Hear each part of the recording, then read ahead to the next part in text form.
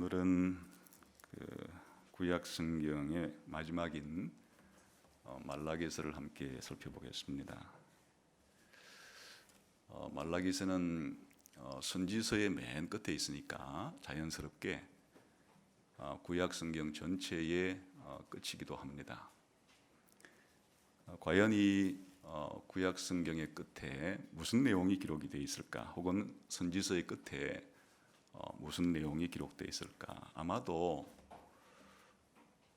상당히 중요한 내용이 이 위치상으로 볼 때 기록되어 있을 거라 이렇게 짐작은 할 수가 있을 겁니다.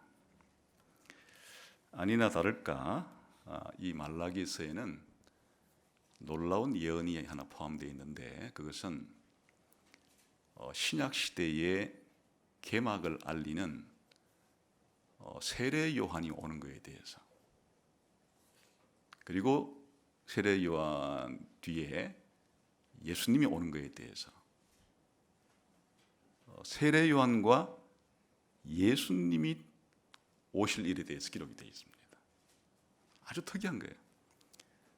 신약 성경을 딱 열면 이 말라기에서 예언됐던 것 같이 세례 요한이 등장을 함으로써 신약 성경이 출발을 하니까 잘 어울리죠. 구약 성경의 마지막하고 신약 성경의 처음이 이렇게 잘 연결되는 것 같은,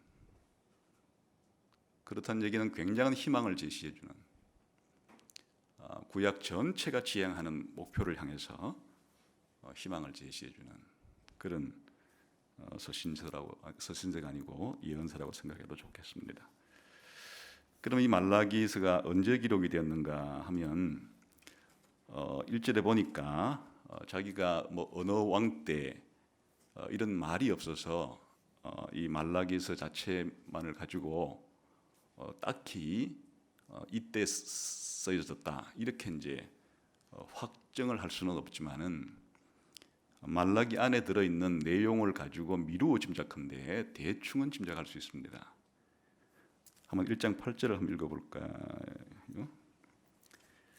시작. 만군의 여호와가 이르노라, 너희가 눈먼 희생 제물을 바치는 것이 어찌 악하지 아니하며 저는 것 병든 것을 드리는 것이 어찌 악하지 아니하냐. 이제 그것을 너희 총독에게 드려보라. 그가 너를 기뻐하였으며 너를 받아주겠네.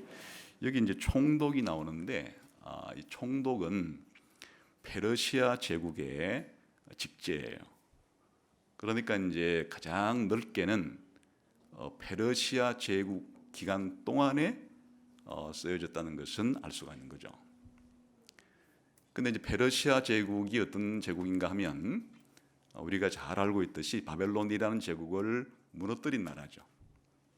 그래서 이제 주전 539년에 이 페르시아가 바벨로니아 제국을 무너뜨리고 그 다음 해 주전 538년에 바벨론 포로로 잡혀있던 사람들을 다 원하는 사람들은 전부 다 고국으로 돌아가도 좋다.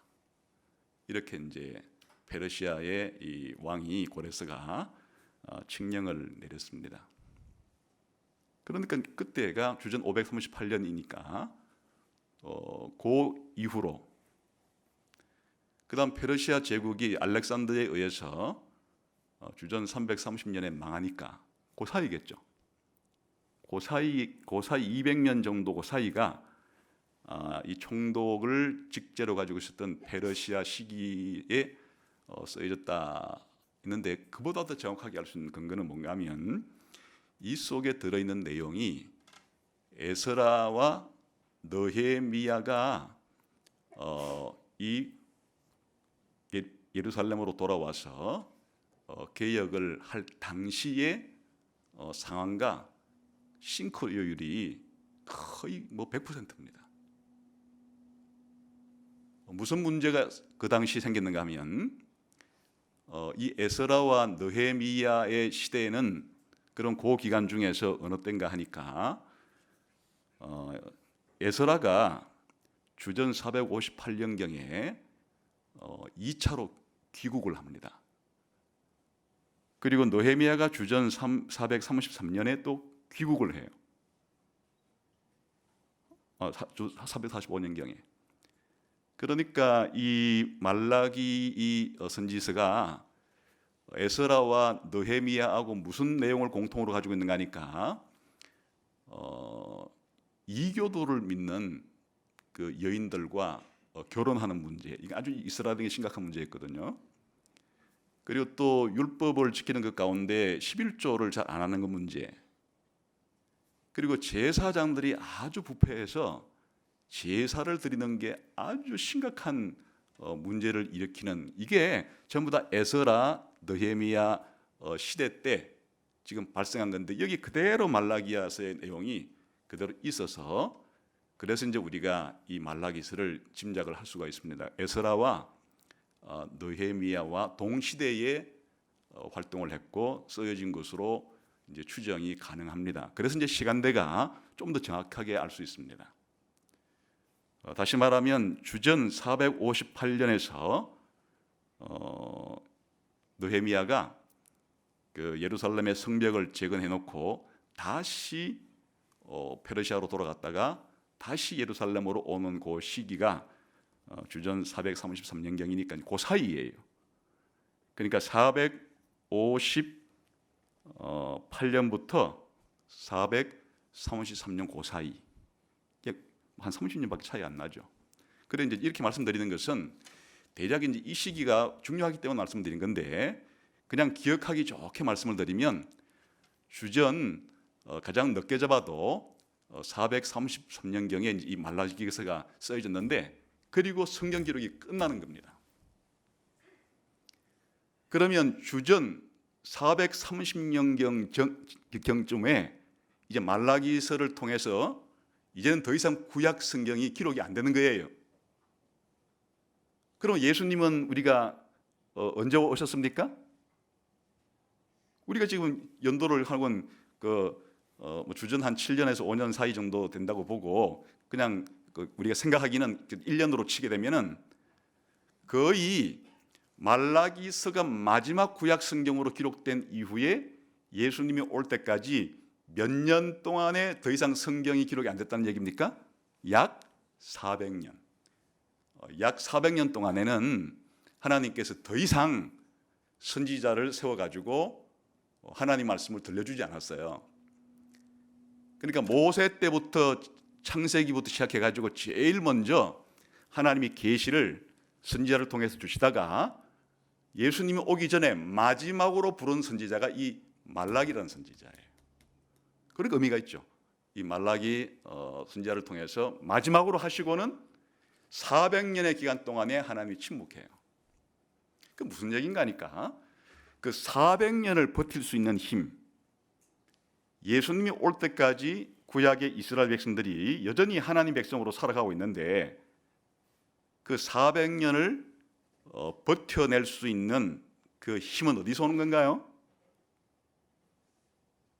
넓게는 창세기부터 말라기 전체를 통해서 자신들이 어떻게 살아야 할 건지에 대해서 생각하겠지만, 좀 더 좁게 보면 하나님께서 마지막으로 해준 이 말라기서에 기록되어진 미래에 일어날 어떤 예언들을 강력하게 기다리면서 그렇게 400년의 침묵의 기간을 보낼 수 있었던, 그러니까 아주 의미가 있는 그런 성경입니다. 또 하나 이제 이 말라기서의 중요한 특징은 형식이 아주 독특해요. 이게 이제 예언서인데 늘 하는 얘기지만, 예언서라는 게 하나님 말씀을 받아서 대신 전해주는 그걸 신탁이라 그럽니다. 그런데 이 말라기에도 그런 내용이 들어있긴 있는데 기본적인 이 형태 자체가 하나님과 이스라엘 백성 사이에 논쟁이 6개가 기록이 돼요. 이건 아주 특이한 일이에요.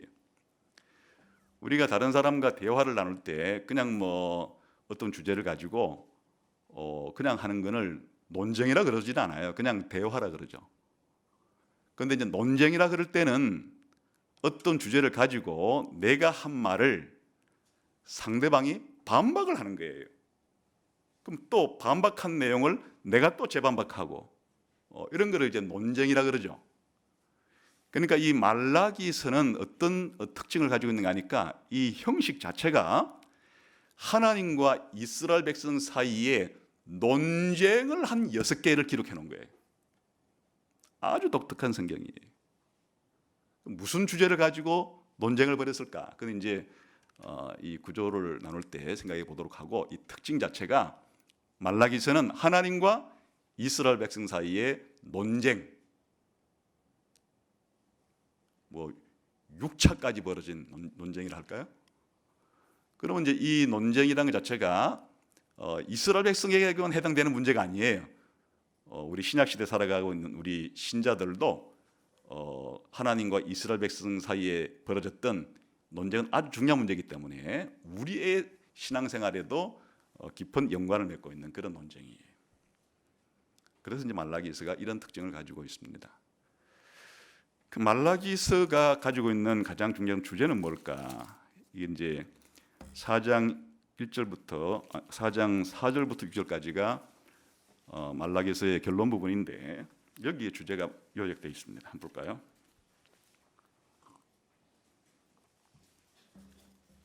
한번 봅시다. 시작. 너희는 내가 호렙에서 온 이스라엘 위하여 내 종 모세에게 명령한 법 곧 율례와 법도를 기억하라. 보라, 여호와의 크고 두려운 날이 이르기 전에 내가 선지자 엘리야를 너희에게 보내리니 그가 아버지의 마음을 자녀에게로 돌이키게 하고 자녀들의 마음을 그들의 아버지에게 돌이키게 하리라. 돌이키지 아니하면 두렵건대 내가 와서 저주로 그 땅을 칠까 하노라 하시니라. 여기에 주제가 담겨 있는데, 하나님의 언약 백성들은 모세에게 주신 말씀, 언약을 기초로 삶을 살면서 하나님이 보내어 주겠다고 한 이 메시아와 엘리야를 보내주겠다 했잖아요. 강력하게 기다리면서 살아라. 그거예요. 하나님 백성들이 삶을 살 때 모세를 통해 주신 말씀, 하나님의 말씀을 실천하면서 살아가면서 하나님이 약속해 주신 미래에 보내어 주시겠다고 한 그 임무를 강력하게 기다리면서 살아가라.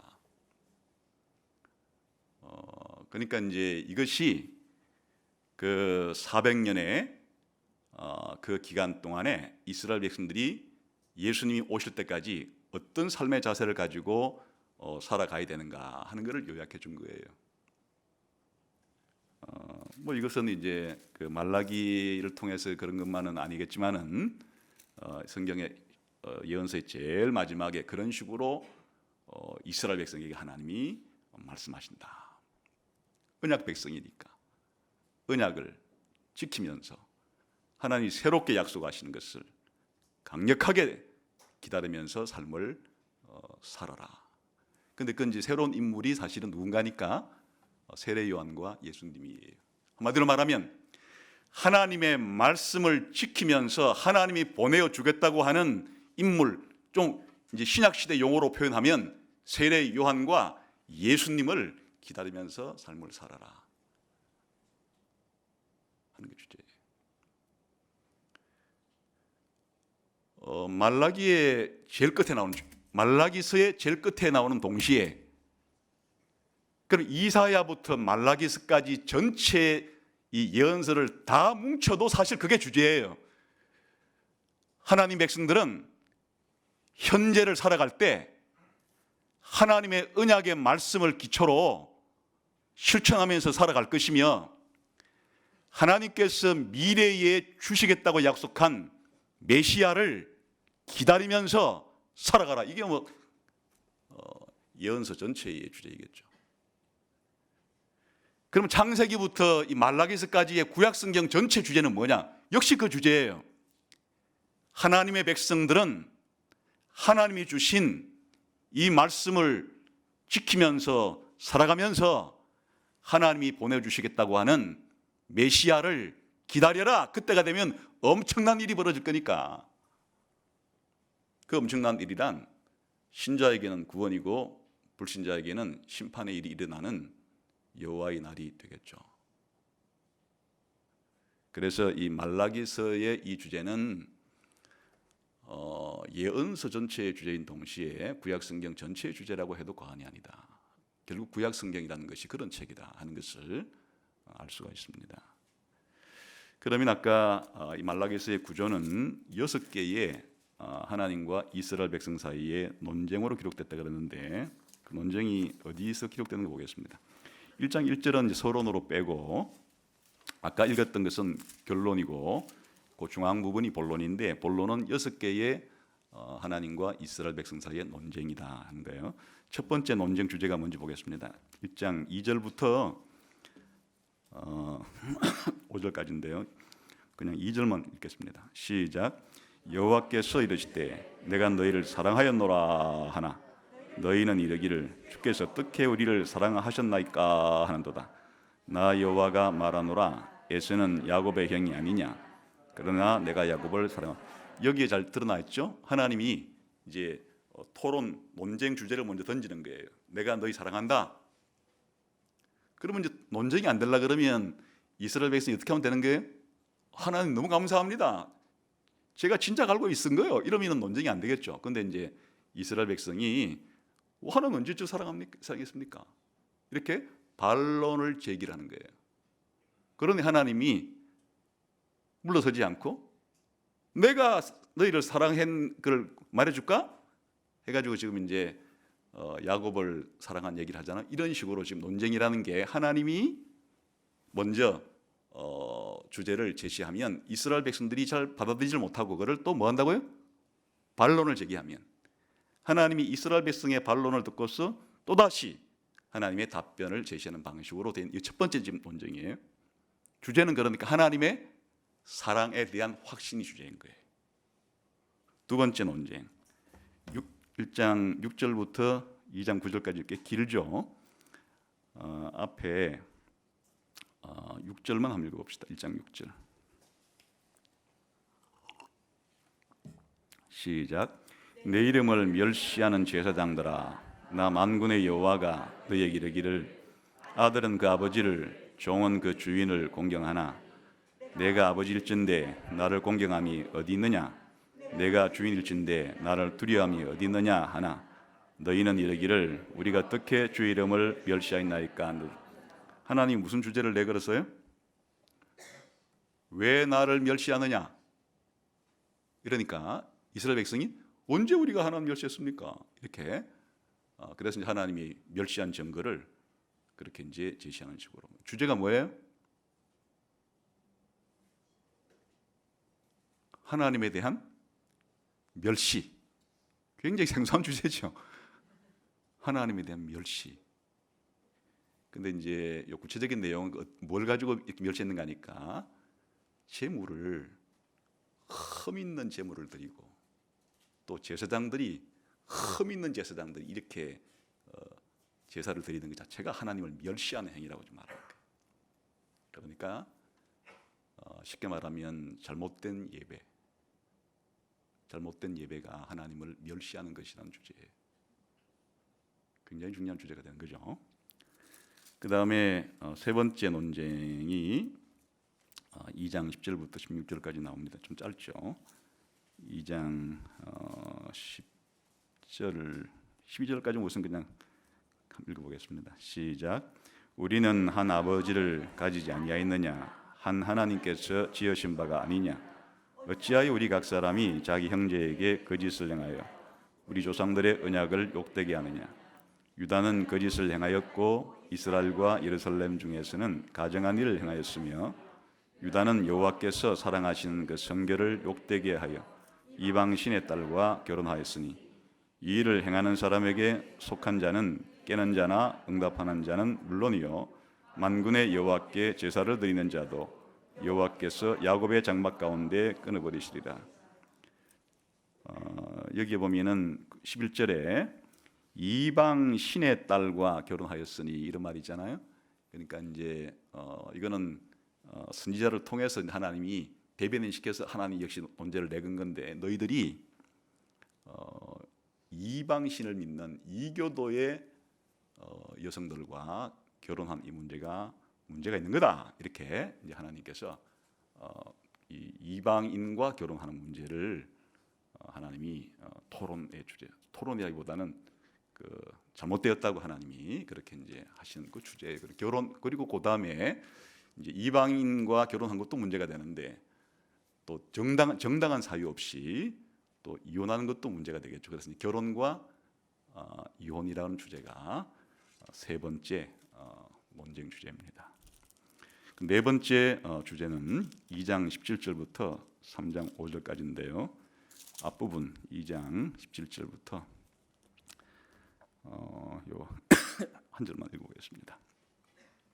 시작. 너희가 말로 여호와를 괴롭게 하고도 이러기를 우리가 어떻게 여호와를 괴롭혀드렸나이까 하는도다. 이는 너희가 말하기를 모든 악을 행하는 자는 여호와의 눈에 좋게 보이며 그에게 기쁨이 된다 하며 또 말하기를 정의의 하나님이 어디 계시냐 함이니라. 이건 지금 주제가 뭐예요? 하나님이 뭐라고 그래요? 이번에는 나를 왜 괴롭히냐? 하나님을 괴롭힘. 주제가 하나님을 괴롭힘. 하나님께서 뭘 가지고 하나님을 괴롭혔다 그런가 하니까 이스라엘 백성이 이제 뭐라고 말을 하는가 하니까 하나님 공의가 어디 있습니까? 하나님 진짜 공의로운 분이에요, 당신이? 이렇게 하는 게 하나님을 괴롭히는 말이에요. 하나님은 당신이 공의로운 분이라면 당신의 공의를 펼쳐야 될 텐데 지금 돌아가는 세상을 보니까 하나님의 공의가 어디 있습니까? 하나님의 공의에 대한 확신의 문제예요. 이게 네 번째 주제입니다. 굉장히 중요한 주제죠.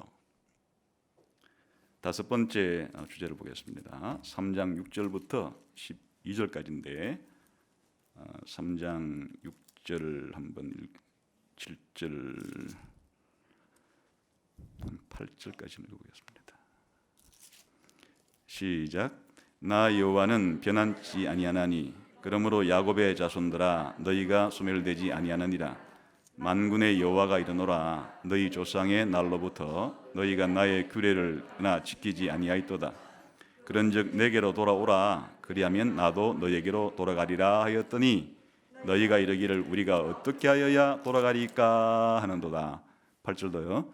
사람이 어찌 하나님의 것을 도둑질하겠느냐. 그러나 너희는 나의 것을 도둑질하고도 말하기를 우리가 어떻게 도둑하노도다. 이는 곧 11조와 동원물이라. 무슨 말이에요? 이번에는 주제가 회개가 주제예요. 너희들이 회개해라. 그러면 내가 너희들에게 돌아간다. 다섯 번째 주제는 하나님께 회개함이 주제인데 이스라엘 사람들이 이제 물어보는 거예요. 아니 우리 보고 회개하라고요? 어떻게 하는 게 하나님 당신께 회개하는 겁니까? 그러니까 도둑질한 거 토해놔라. 11조하고 헌금 떼먹은 거를 회개해라. 그게 나한테 회개하는 거다.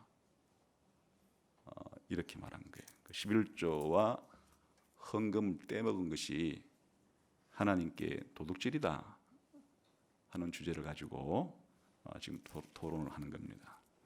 마지막 논쟁 주제입니다. 3장 13절부터 4장 3절까지인데 3장 13절 3장 13, 4절 읽어보겠습니다.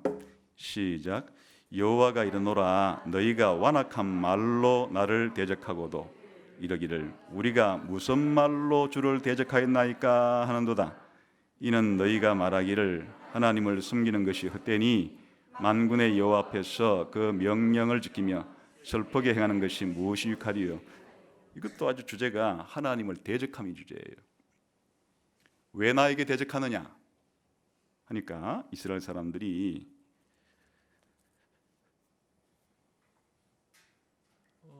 우리가 어떻게 하나님 대적했습니까?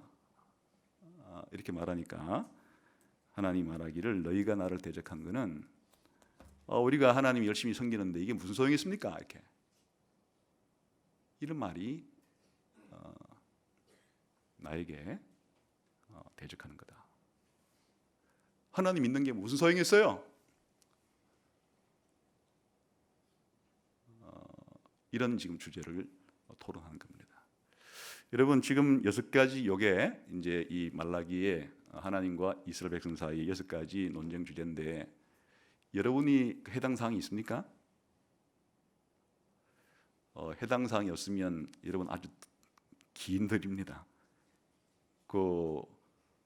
동서고금을 막론하고 모든 하나님 백성들은 하나님이 지금 제시하는 이 문제와 다 연관이 있거든요. 또 자기가 살면서 이런 문제가 하나님 앞에 가장 많은 때로 불평과 불만이 되었을 가능성도 있고, 또 하나님 보시기에 우리가 신자로 살아가는데 가장 큰 불만이 있는 잘못되고 말하는 그런 주제가 여기에 지금 다 담겨 있습니다. 물론 이외에도 많은데 이 주제가 아주 중요한 주제입니다. 대충 정리해보면 어떻습니까?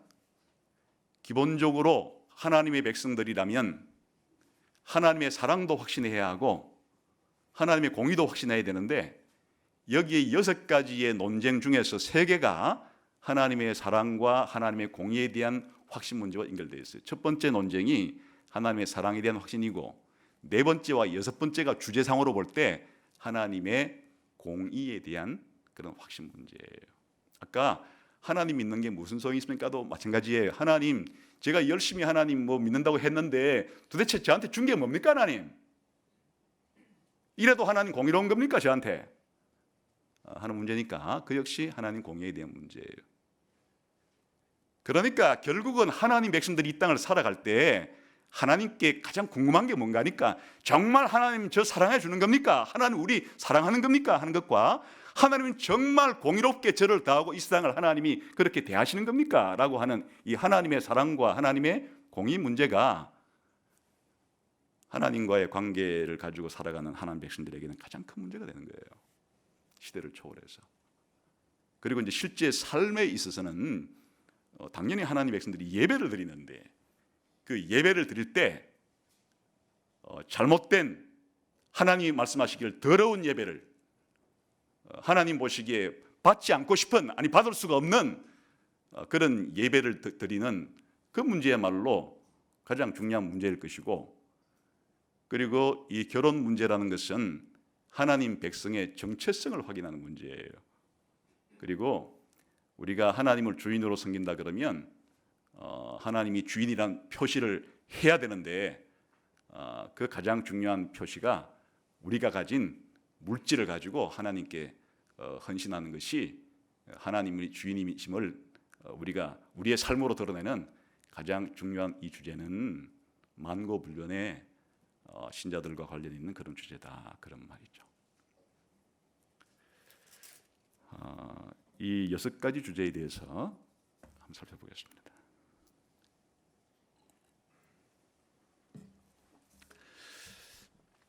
여러분, 올해 때 한 해 살아오면서 하나님이 정말 저를 사랑해 주신 것을 감사합니다.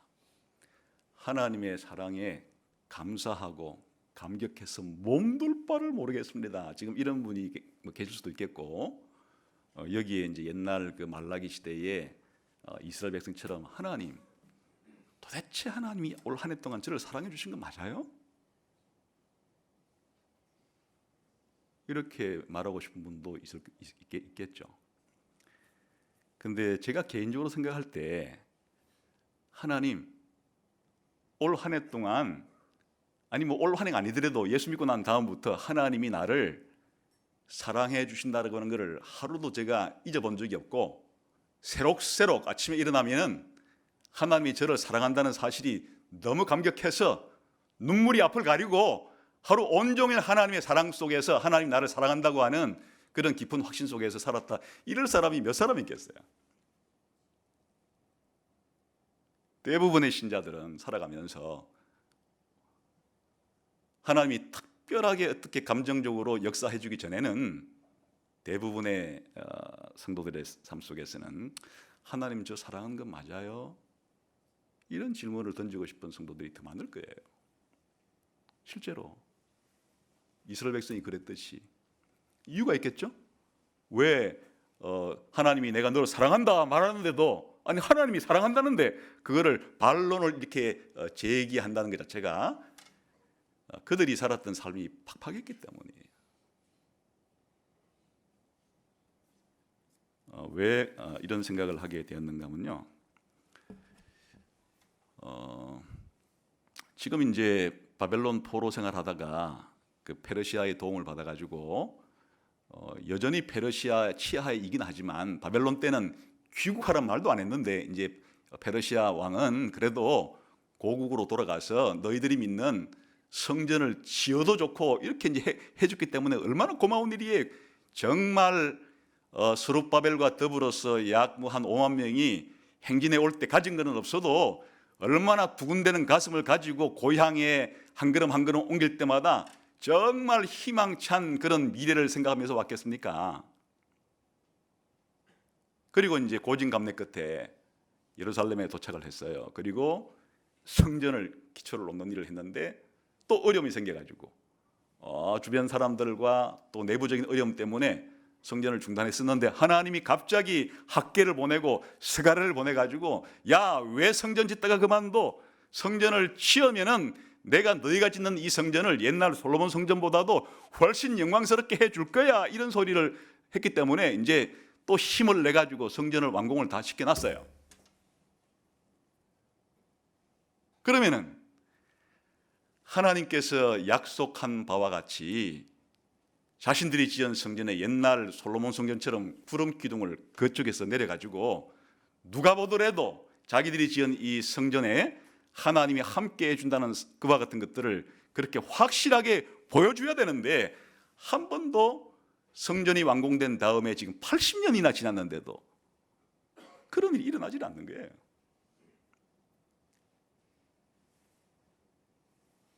아니 좀 실질적으로 한번 학개가 한 말 한번 들어볼까? 다시 건너가 가지고요. 학개 우리가 최근에 보긴 했지만 무슨 얘기를 했는지, 한번 이런 게 과연 이루어졌는지, 학개서 2장 6절 9절 뭐라고 좀 했는지 한번 봅시다. 학개를 통해서 하나님께서 시작. 만군의 여호와가 이같이 말하노라. 조금 있으면 내가 하늘과 땅과 바다와 육지를 진동시키실 것이요 또한 모든 나라를 진동시킬 것이며 모든 나라의 보배가 이르리니 내가 이 성전의 영광이 충만하게 하리라. 만군의 여호와의 말이니라. 계속 9절까지요. 은도 내 것이요 금도 내 것이니라. 만군의 여호와의 말이니라. 이 성전의 나중 영광이 이전 영광보다 크리라. 만군의 여호와의 말이니라. 내가 이곳에 평강을 주리라. 만군의 여호와의 말이니라. 또 볼까요? 그 뒤에 20절에서 23절까지 학개서입니다. 시작. 그달 24일에 여호와의 말씀이 다시 학개에게 임하니라. 이르시되 너는 유다 총독 스룹바벨에게 말하여 이르라. 내가 하늘과 땅을 진동시킬 것이요 여러 왕국들의 보좌를 엎을 것이요 여러 나라의 세력을 멸할 것이요 그 병거들과 그 탄자를 엎드려 떨이리니 말과 그 탄자가 각각 그의 동료의 칼에 엎드러지리라. 만군의 여호와가 말하노라. 스알디엘의 아들 내 종 스룹바벨아, 여호와가 말하노라. 그날에 내가 너를 세우고 너를 인장으로 삼으리니 내가 너를 택하였느니라. 만군의 여호와의 말이니라. 여러분, 이 학개가 성전을 완공시키라고 말할 때 얼마나 가슴 벅찬 말입니까? 너희가 짓는 이 성전의 영광이 옛날 너희가 생각했을 때 솔로몬의 영광보다, 성전 영광보다도 훨씬 크게 주겠고 내 영광으로 뒤덮겠다. 그리고 스룹바벨아, 내가 스룹바벨을 내 인장 반지로 삼아 가지고 너희를 괴롭혔던 열국들을 완전히 무너뜨리고 너희를 그렇게 영광스러운 나라로 만들겠다. 아니, 이런 소식을 듣고 이제 성전을 완공을 시켰는데 그 다음 해나 10년이 지났어요. 20년이 지났어요. 30년이 지났어요. 80년이 지났는데도 아직 그냥 그대로예요. 여러분 같으면 어떤 생각이 들겠습니까? 지난 시간에 본 스가랴도 한번 봅시다. 스가랴 2장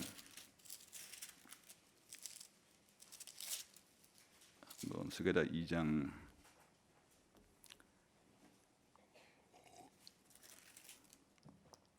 10절부터 한번 읽어볼까요? 시작. 여호와의 말씀에 시온에 따라 노래하고 기뻐하라. 이는 내가 와서 내 가운데 머물 것임이라. 그날에 많은 나라가 여호와께 속하여 내 백성이 될 것이요 나는 내 가운데 머물리라. 내가 만군의 여호와께서 나를 내게 보내신 줄 알리라. 여호와께서 장차 유다를 거룩한 땅에서 자기 소유를 삼으시고 다시 예루살렘을 택하시리니 모든 육체가 여호와 앞에서 잠잠할 것은 여호와께서 그의 거룩한 처소에서 일어나심이니라 하라.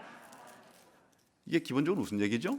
예루살렘을 다시 영광스러운 도시로 이렇게 만들어주겠다는 약속이거든요. 또 우리가 이 스가랴를 보면서 아주 감동했던 스가랴 핵심 부분에 중요한 주제가 있었죠. 6장 9절부터 15절까지인데 중요한 부분만 읽겠습니다. 12절, 13절 읽어보겠습니다. 시작. 말하여 이르기를 만군의 여호와께서 이같이 말씀하시되 보라 싹이라 이름하는 사람이 자기 곳에서 돋아나서 여호와의 전을 건축하리라. 그가 여호와의 전을 건축하고 영광도 없고 그 자리에 앉아서 다스릴 것이요 또 제사장이 자기 자리에 앉으리니 이 둘 사이에 평화의 언원이 있으리라 하셨다. 이게 무슨 얘기예요? 지난번에 말씀드린 것처럼 하나님이 왕인 동시에 제사장적인 그것도 다윗의 후손으로 올 메시아를 보내줘가지고 영광스럽게 성전도 건축할 뿐 아니라 하나님 나라를, 하나님 백성을 통치하게 해줄 거라. 이런 약속들이 너무나 벅찬 말씀이었는데 이런 말씀들이 이제나 전이제나 하나님이 지켜주실까 하고 기다렸는데 80년이 흘러온 거예요. 80년 몇 세대 흘러온 거예요. 할아버지가 자식에게, 자식이 자기 손자에게, 아들에게 얘기해 줄 때도 이런 기미가 안 보여요. 현실적으로는 여전히 페르시아의 식민지를 받는, 자기 고국에 돌아와서 성전까지 지은 정도는 했지만은 여전히 페르시아 제국의 그냥 끄트머리에 조그맣게 있는 그런 나라. 고작 인구라고는 15만 명의 땅덩어리라고는 사방 80리, 120리밖에 안 되는 조그마한 땅덩어리에 15만 명이 모여 살고 있는 이게 아까 학개하고 스가랴를 통해서 말씀해 주신 거하고 이게 어울리는 거예요. 거기다가 아직도 독립도 못한 식민지 국가에다가 또 다윗의 후손이 자기들을 통치하기는 그냥 여전히 그냥 페르시아의 총독의 지배를 받고 있는 이런 정치적인 현실. 거기에다가 자기들 그렇게 조그만 나라니까 수시로 옆에 나라들이 집적되고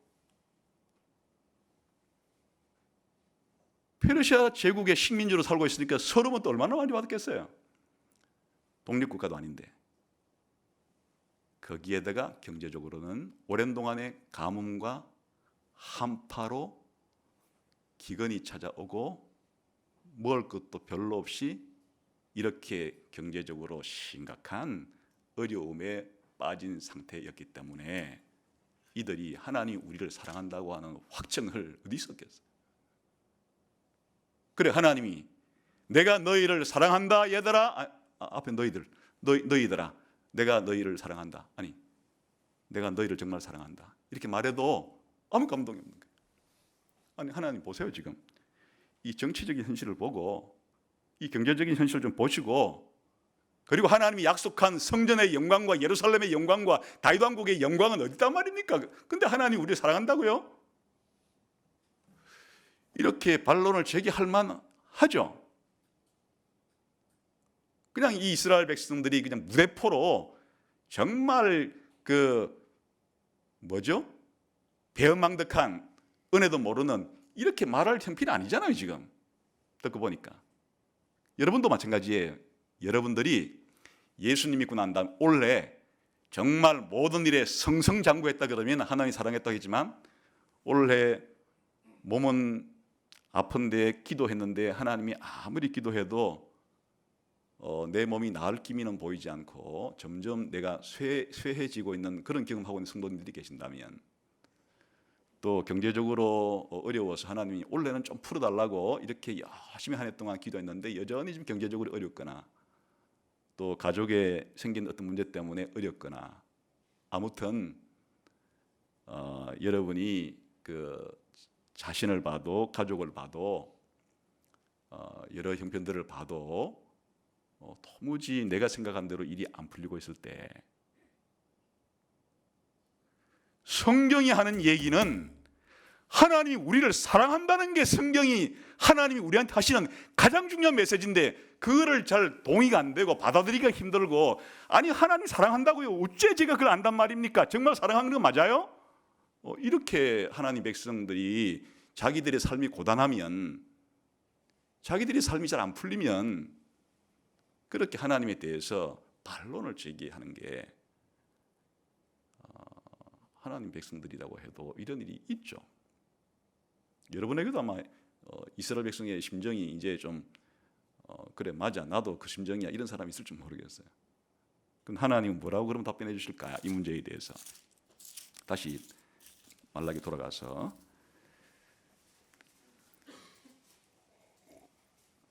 자 이제 2절을 다시 읽어보겠습니다. 시작.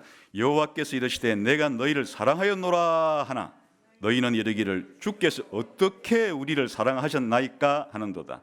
나 여호와가 말하노라 에서는 야곱의 형이 아니냐 그러나 내가 야곱을 사랑하였고. 하나님께서 뭐라고 증명해 줍니까? 얘들아 너희의 조상이 야곱이지, 그리고 너희들 옆나라의 에돔이란 나라의 조상이 에서지. 근데 원래 장자는 에서고 야곱은 동생이면 대부분의 경우에 장자가 더 우선시돼 가지고 하나님이 에서를 택했으면은 에서의 민족인 에돔 민족의 하나님 백성이 되는 거고, 이 야곱의 민족들은 완전히 하나님께로부터 버림받은 그런 이방 나라가 될 텐데, 하나님이 누구를 선택했다고요? 야곱을 선택했다. 내 백성으로. 하나님의 백성으로 선택했다는 얘기는 하나님의 이름을 주고 하나님이 주시고자 하는 모든 영광스러운 복들을 다 주고 하나님 나라의 백성으로 들어와서 하나님의 보호를 받고 인도를 받고 모든 좋은 것들을 하나님께로부터 받는 이 모든 출발점이 하나님의 선택을 받는 거예요. 하나님을 선택을 받는 것 자체가 사실은 송두리째로 하나님의 은혜를 그냥 능쿨째로 받는 거예요. 그러니까 지금 살면서 아직은 페르시아의 아주 통치기 때문에 우리는 아직 독립 못했는데, 그래 독립 못했지. 그래 아직은 하나님이 지으라고 해서 지었는데 이 성전의 영광이 그렇게 하나님 말씀하신 것처럼 잘 눈으로 잘 영광이 보이지 않는데, 그래 아직 안 보이지. 지금 저희들이 먹고 사는데 이게 메뚜기가 와가지고 다 깔아먹고 그냥 전염병도 들고 이게 가뭄도 들어서 이 수확도 한 게 없어가지고 지금 몇 년째 지금 손가락 빨고, 그래 손가락 빨고 있지. 그런데 내가 너희를 선택해서 내 백성으로 만든 것 자체가 내가 너에게 줄 수 있는 최고의 사랑이었다는 걸 아느냐? 하나님의 백성으로 하나님의 자녀로 선택을 받아서 하나님의 자녀가 되고 하나님의 백성이 된 것 자체가 하나님이 보여줄 수 있는 최고의 사랑을 베풀어 준 거예요. 지금 잘 몰라서 그렇지. 이런 거 하면 그냥 이거 비관한 얘기가 들지 모르겠어요. 중국의 황제라든지 로마의 황제처럼 세계 최고의 황제인데 여러 아들이 있었는데 12명의 아들 가운데 11번째 아들을 황태자로 임명을 했어요. 그런데 황태자로 임명을 받았는데 걔가 맨날 형들한테 시달려. 이놈이 그 11번째 놈이 우리 앞에 있는 10명을 다 제끼고 감히 우리 아버지의 낙점을 받아가지고 장차 황제가 된다니, 황제 되기 전까지 한번 너 우리한테 한번 당해봐라. 맨날 뒷골목 가서 패버리고 말이죠. 맨날 가가지고 원산폭격 시키고 맨날 왕따 시키고.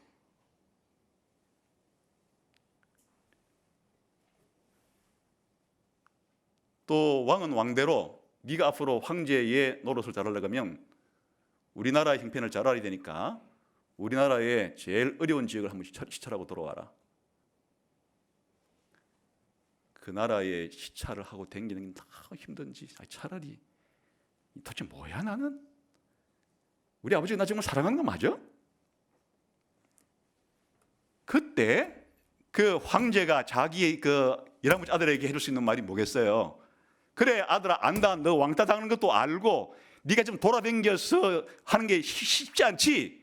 근데 내가 너를 다른 아들 다 제끼고 나의 황태자로 삼은 것 자체가 12아들 가운데 내가 너를 가장 사랑했다는 증거야. 하면 이게 말이 됩니까 안 됩니까? 말이 되는 거야 안 되는 거예요?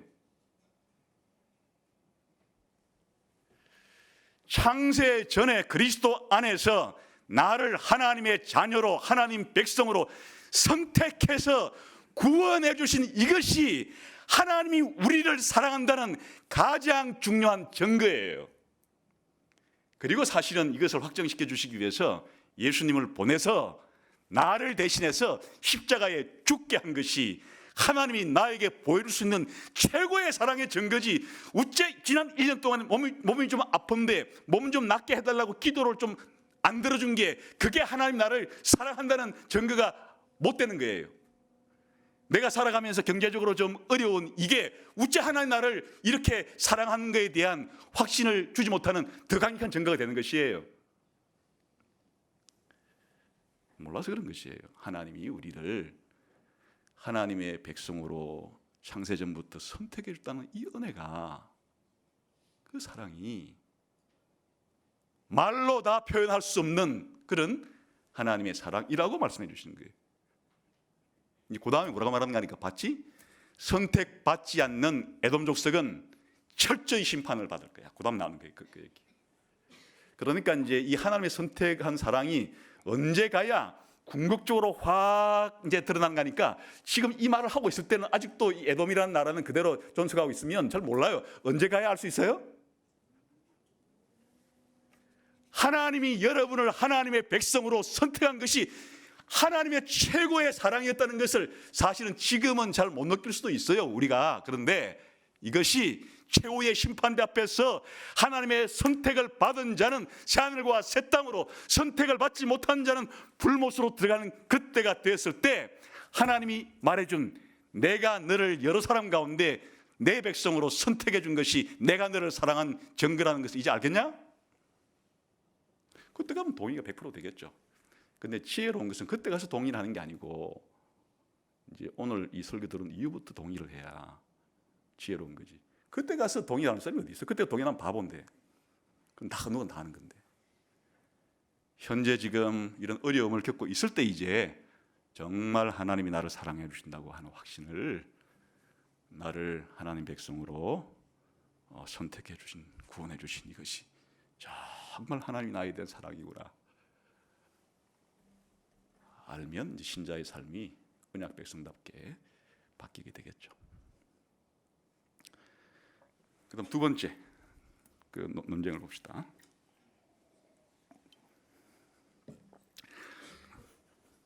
아까 두 번째 논쟁은 뭐라 그랬습니까? 하나님께서 하나님 백성에게 너희들이 나를 왜 멸시하느냐 이렇게 하니까, 아니 하나님을 우리가 감히 멸시하다니요? 응감생심. 아니 하나님 그럴 리가요? 우리가 어째 하나님 멸시한다요? 우린 그런 마음이 없는데요? 그러냐? 그럼 너희들이 눈 멀고 다리 절고 이런 흠 있는 재물들을 가지고 내 제단에 바친 건 뭐냐 이게? 나를 멸시하지 않으면 이런 눈 먼 거, 다리 전 거, 그냥 이런 귀 떨어진 거, 그냥 이런 내가 이런 흠 있는 재물을 내가 안 받아줄 거니까 가져오지 말라 그랬는데도 기어코 그런 놈만 찾아가지고 그냥 우리를 연 다음에 쌩쌩한 놈들은 다 제끼고 하여튼 보고 제일 병든 놈만 골라가지고 와서 나에게 제물을 바친 이게 나를 멸시한 것이 아니면 뭐냐 그러면 그거를 총독한테 한번 갖다 줘봐라.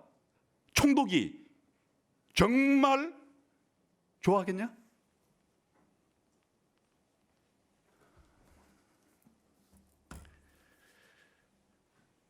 그런 것만 바친 게 아니고 13절에 보니까 더한 것도 바쳤어요. 한번 13절을 볼까요? 시작. 만군의 여호와가 이르노라 너희가 또 말하기를 이 일이 얼마나 번거로운고 하며 코숨치고 훔친 물건과 저는 것 병든 것을 가져왔느니라. 이같이 봉헌물을 가져오니 내가 그것을 너희 손에서 받겠느냐? 이는 여호와의 말이다. 짐승떼 가운데에 수컷이 있거늘 그 서원하는 일에 흠 있는 것으로 속여 내게 드리는 자는 저주를 받을 것이다. 아예 자기 집에 있는 것은 아까우니까 몰래 야밤에 가서 이웃집의 양을 훔쳐가지고 훔친 양을 제물로 바치질 않나? 내가 앞으로 이놈은 제물로 바쳐야지 점 찍어 놓은 놈을 잘 크니까 그거는 놔두고 또 병든 놈 가지고 이렇게 바치는 것이 이게 나를 멸시하는 것이 아니면 뭐냐?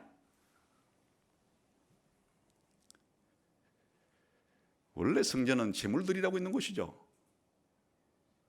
하나님이 만왕의 왕이시고 창조주이시고 하나님이 우리의 구원자이시고 모든 복을 주시는 분이고 우리의 죄를 용서하시는 분이라고 하는 이런 믿음을 가지고 사실은 그 제물 자체가 누구를 대신하는 거예요? 자기가 죽어야 하는데 자기 대신에 바쳐야 될 제물이기 때문에 흠이 없는 놈을 골라가지고 바치라 했는데 그냥 온갖 쓰레기들만 가지고 와가지고 이렇게 나한테 바치면은 그게 나를 멸시한 것이 아니고 뭐냐 도대체 이것이. 물론 이 피부에 안 닿았겠죠. 요즘에 우리 그런 양 안 바치는데 요즘은 이제 이렇게 하진 않죠. 11시 예배 시간을 정해놓고 그럼 2시에 시간을 정해놨으면 그냥 맛집에서는 줄 늘어설까 봐 30분 전에 가가지고 앞에 서거나 그냥 뭐 좀 이름난 공연에는 10시간 전에 가서 서 있거나 명절날 지방에 내려가기 전에는 하루 전날 가가지고 표 거들라고 기다리고 있으면서 우째 예배 드리러 오는 시간에는 지금 몇 시야? 또 보고 또 몇 시야? 또 보고 또 몇 시야? 이렇게 시간을 몇 번씩이나 보면서 딱 11시면 11시 맞추어서 아니면 뒤에 오려고 한 이게 나를 멸시한 것이 아니면 이게 도대체 뭐가 나를 멸시한 거냐? 헌금을 드릴 때 헌금 바구니가 돌아서면 정말 내 존재 전부를 하나님 것이라고 생각하면서 바친다는 시간이면 그 헌금 바구니가 나를 증명할 수 있는 하나님을 사랑한다는 것을 증명할 수 있는 최고의 시간 될 텐데 될 수 있으면 피하고 또 뭐라도 헌금 이렇게 뒤적거려 가지고 하나 있을 때 내놓으면 손이 이렇게 떨려 가지고 못 넣고 이러면 그게 하나님을 멸시한 것이 아니면 뭐가 하나님을 멸시한 거예요?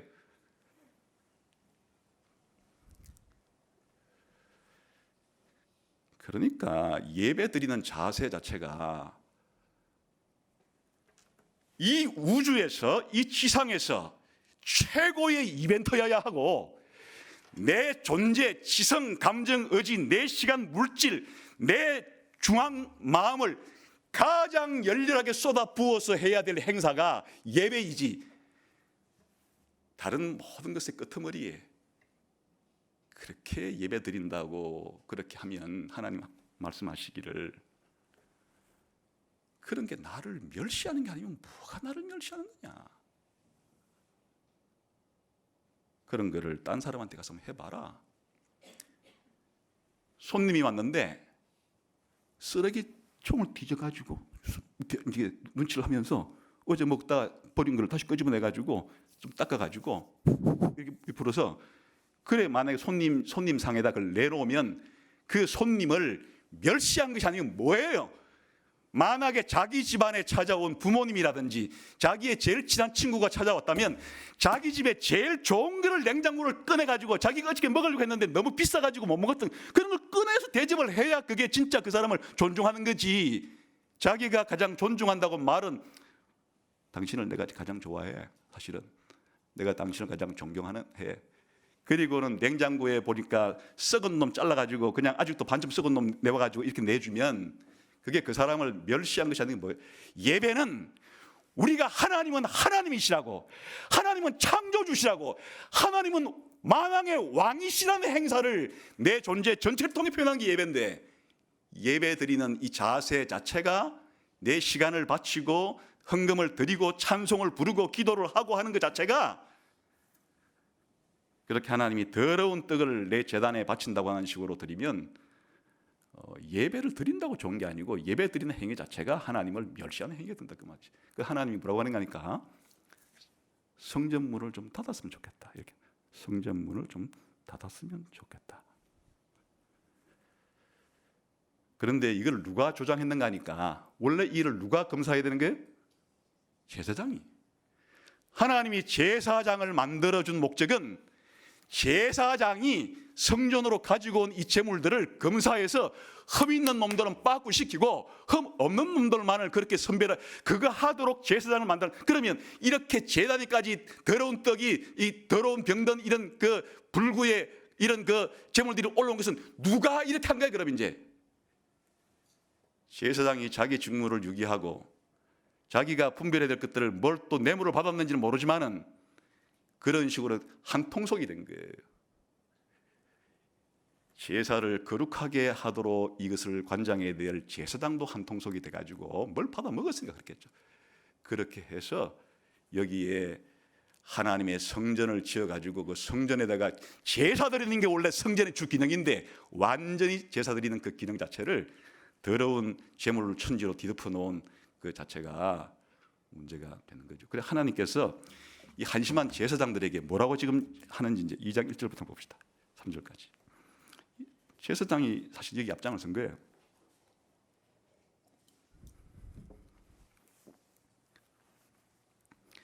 (1절부터) 읽읍시다. 시작. 너희 제사장들아 이제 너희에게 이같이 명령하노라.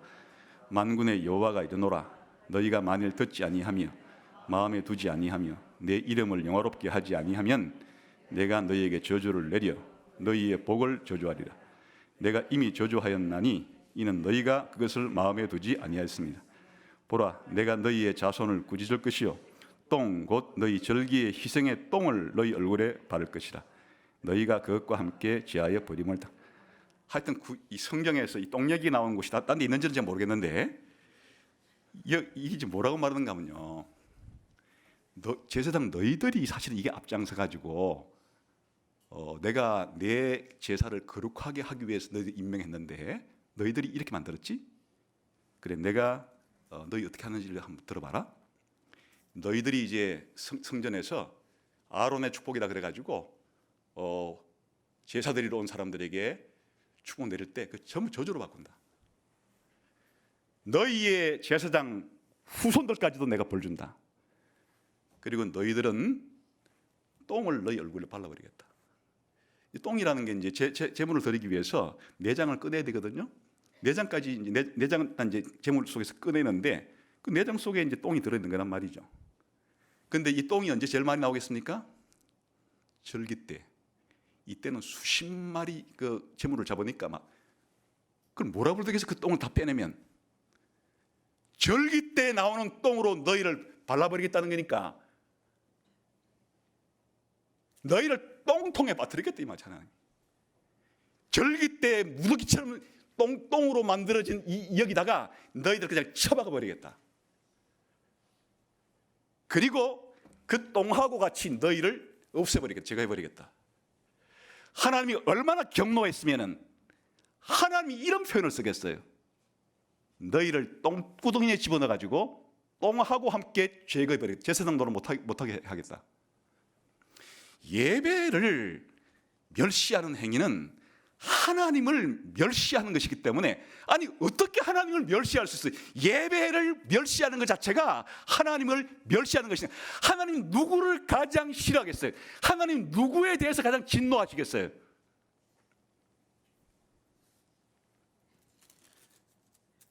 그래서 하나님께서 이 두 번째 논쟁을 통해서는 재물을 정상적인 재물을 드려라. 제사장 너희들도 정상적인 인간들이 되어서 예배를 바르게 집전하도록 해라. 그런 말이에요.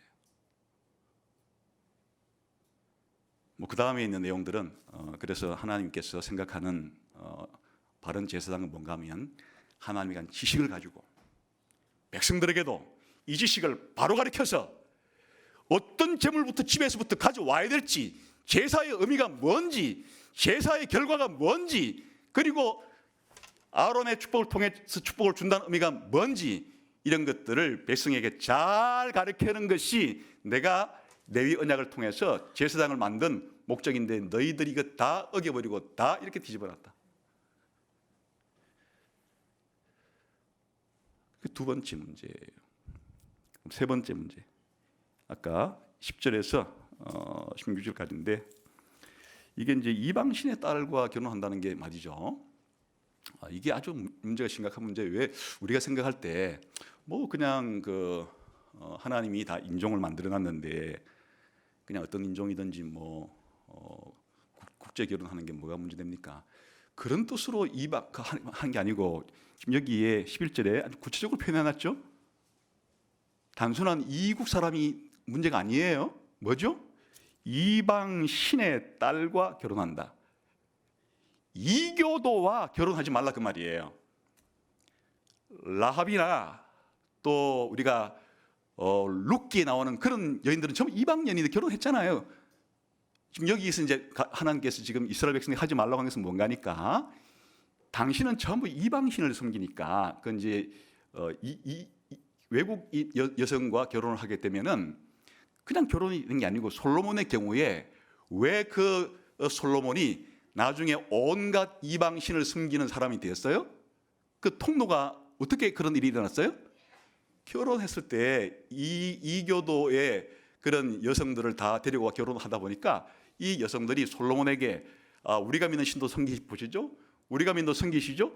다 그렇게 되어 버렸기 때문에 여기서 말하는 그 요지의 핵심은 너희가 누구냐?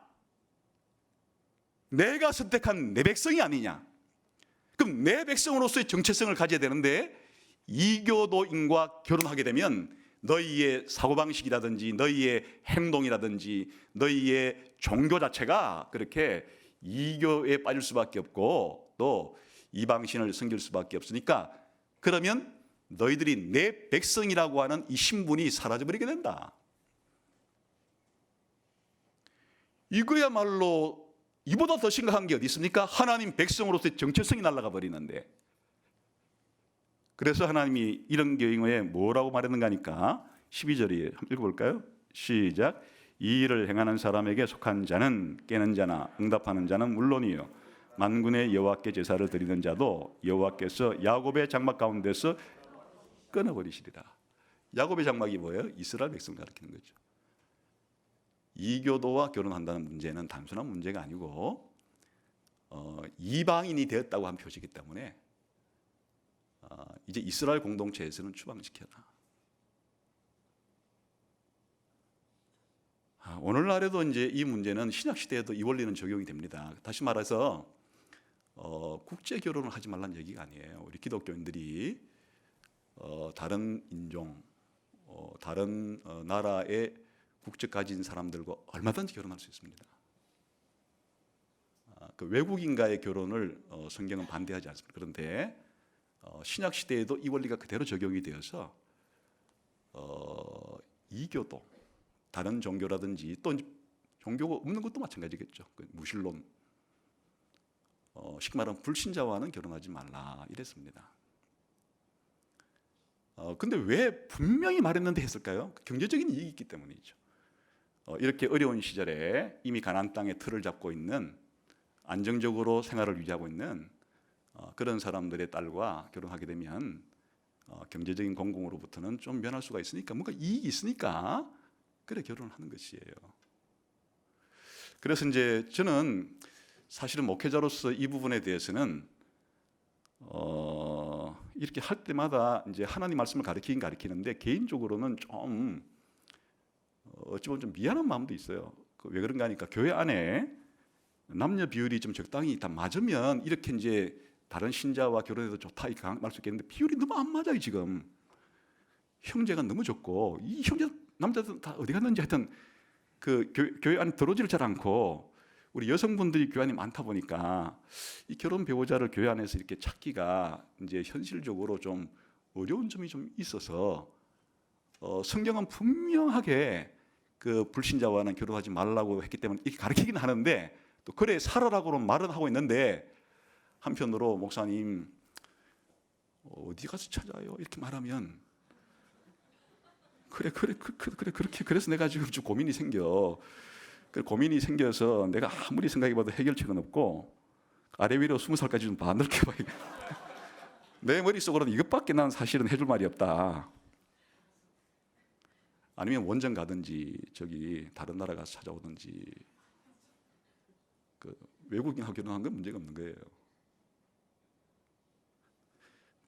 그런데 말이에요.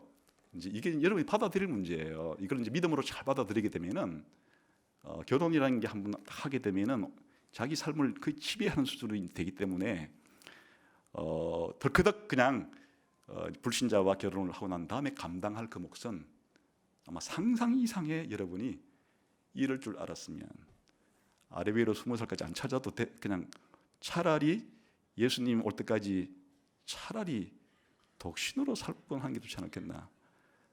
이렇게 그 생각이 들 수 있다고 사실 우리 선배들이 그렇게 얘기를 했어요. 자기가 이제 그렇게 무시하고 막 결혼한 분들이. 그리고 우리 교회도 제가 가르치는 이 분명히 가르칩니다. 될 수 있으면 아니라 하여튼 성경은 불신자와의 결혼은 금합니다. 신약 시대에도.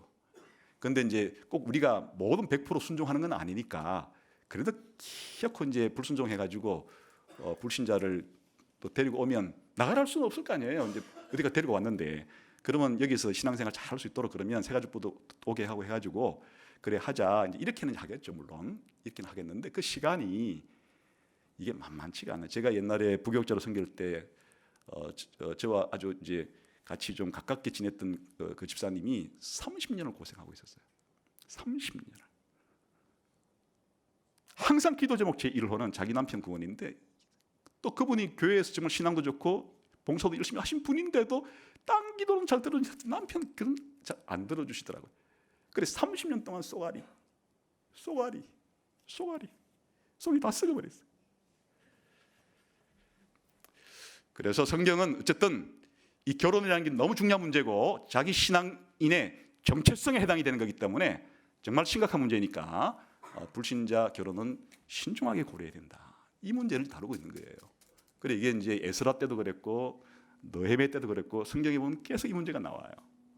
그래서 아직 결혼 안 하신 분들은 잘 귀담아 들으시는 게 좋겠죠. 그 다음에 넘어가 봅시다. 시간이 네 번째 2장 17절 가보겠습니다.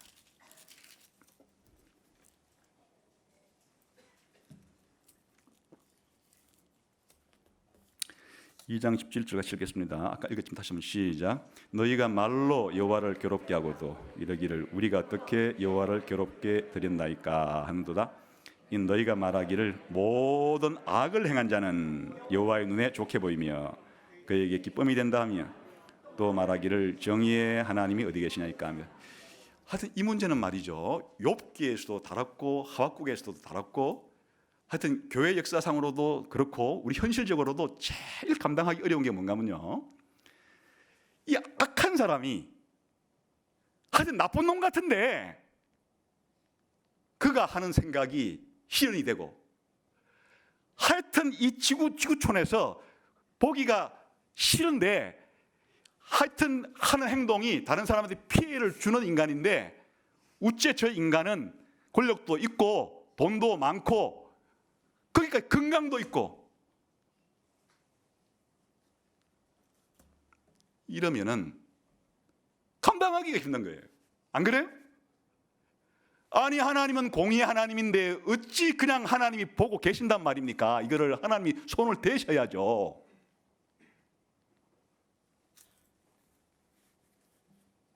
이것은 모든 시대의 사람들이 성도들이라면 특별히 이런 하나님께 대한 의문을 제기하지 않을 수가 없어요.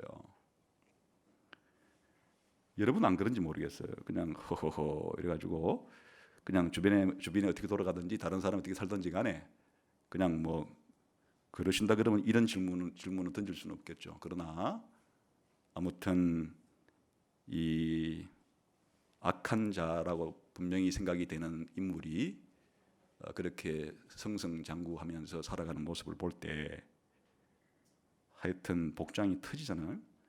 그때 그럼 하나님이 도대체 하나님은 뭐 하는 겁니까? 하는 이 하나님은 공의는 어디 있습니까? 라는 질문을 던지게 된다. 이때 이제 하나님은 어떻게 답변해 주시는가? 이거 잘 들어봐야 이제 우리가 알 수가 있는 거예요. 3장 1절부터 시작. 만군의 여호와가 이르노라. 보라, 내가 내 사자를 보내리니 그가 내 앞에서 길을 준비할 것이요 또 너희가 구하는 바 주가 갑자기 그의 성전에 임하시리니 곧 너희가 사모하는 바 언약의 사자가 임하실 것이라. 하나님의 답변은 뭔가니까 그래 안다 나도 지금 그럴 거야. 근데 계속 이렇게 내버려두진 않아. 내가 이 문제를 해결하기 위해서 너희한테 인물을 보내줄 거야. 여기 지금 3장 1절에 중요한 두 인물이 소개가 돼요. 둘 다 사자라고 불리는데 사실은 이 문제를 해결해 주시려고 너희가 지금 말하는 이 공의의 문제를 해결하려고 내가 나타난다. 내가 역사에 개입한다. 그런데 내가 개입하기 전에 내 앞에서 내가 갈 길을 먼저 닦아놓는 사자를 하나 미리 보내겠다. 원래 옛날에 왕들은 이제 행차할 때 그 앞에 나가서 물러거라, 뭐 비켜라 해가지고 이제 앞에 가가지고 다 길을 이렇게 하는 그 사람들이 있었잖아요. 지금 하나님께서 직접 하나님의 공의 문제를 해결하려고 이 지구촌에 역사하시려고 할 때 하나님이 임하시는 거니까 먼저 내 앞에 길 닦는, 길 준비하는 사자를 한 명 보내겠다. 하나님이 해주신다는 거예요. 그 다음에 얘기는 뭔가니까 너희가 구하는 바 주가 갑자기 주의 성전에, 이때 주는 누구예요? 또 여호와예요. 지금 이 사람들이 계속 뭐 하나님께서 이 성전에 영광스럽게 임재해달라고 계속 기도하고 있었거든요. 그래 주 내가 갑자기 성전에 그렇게 갈 거야. 그렇게 말씀하시는데 근데 딱 보니까 주가 성전에 임하신다고 해놓고는 누굴 보내시는 거니까 누굴 보내? 곧 너희가 사모하는 바 누구라고요? 언약의 사자. 그러니까 하나님께서 자기가 직접 성전에 들어가셔서 역사하시려고 하는데 자기 대신에 누굴 보낸다고요? 언약의 사자를 보낸다는 거예요. 그러니까 지금 이제 두 명의 사자를 보낸다는 거예요. 아까 나의 사자라 부르는 것은 뭐하는 여호와 하나님이 역사하시기 전에 뭐할 길 닦는 것인데 뒤에는 그 하나님이 직접 나타난 것과 방불한 사자는 이름을 뭐라고 붙여놨어요? 언약의 사자라고, 여호와의 사자라고 불리는데 그러니까 쉽게 말하면 언약의 사자를 보내는 게 목적이에요. 그러니까 성전에 들어가는 이는 누구예요? 언약의 사자인데 그 언약의 사자 앞에서 언약의 사자가 갈 길을 또 만드는 그런 사자를 나의 사자라 부르는 거예요. 이제 어려우시겠지만 요 인물들이 누군가 하니까 앞에 나의 사자라 부른 인물이 이제 신약 성경에 가면 세례 요한으로 나오고 여기 뒤에 나오는 여호와를 대신한 이 언약의 사자가 예수님이에요. 그러니까 무슨 말인가 하니까 바로 내 아들, 내 언약의 사자인 예수를 보내어서 이 문제를 해결하려고 한다. 그런데 예수를 보내기 그 앞에 바로 세례 요한을 보내가지고 예수를 보내서 할 일을 준비시킬 것이다. 신약시대 용어로 풀면 이렇게 되는 것이에요.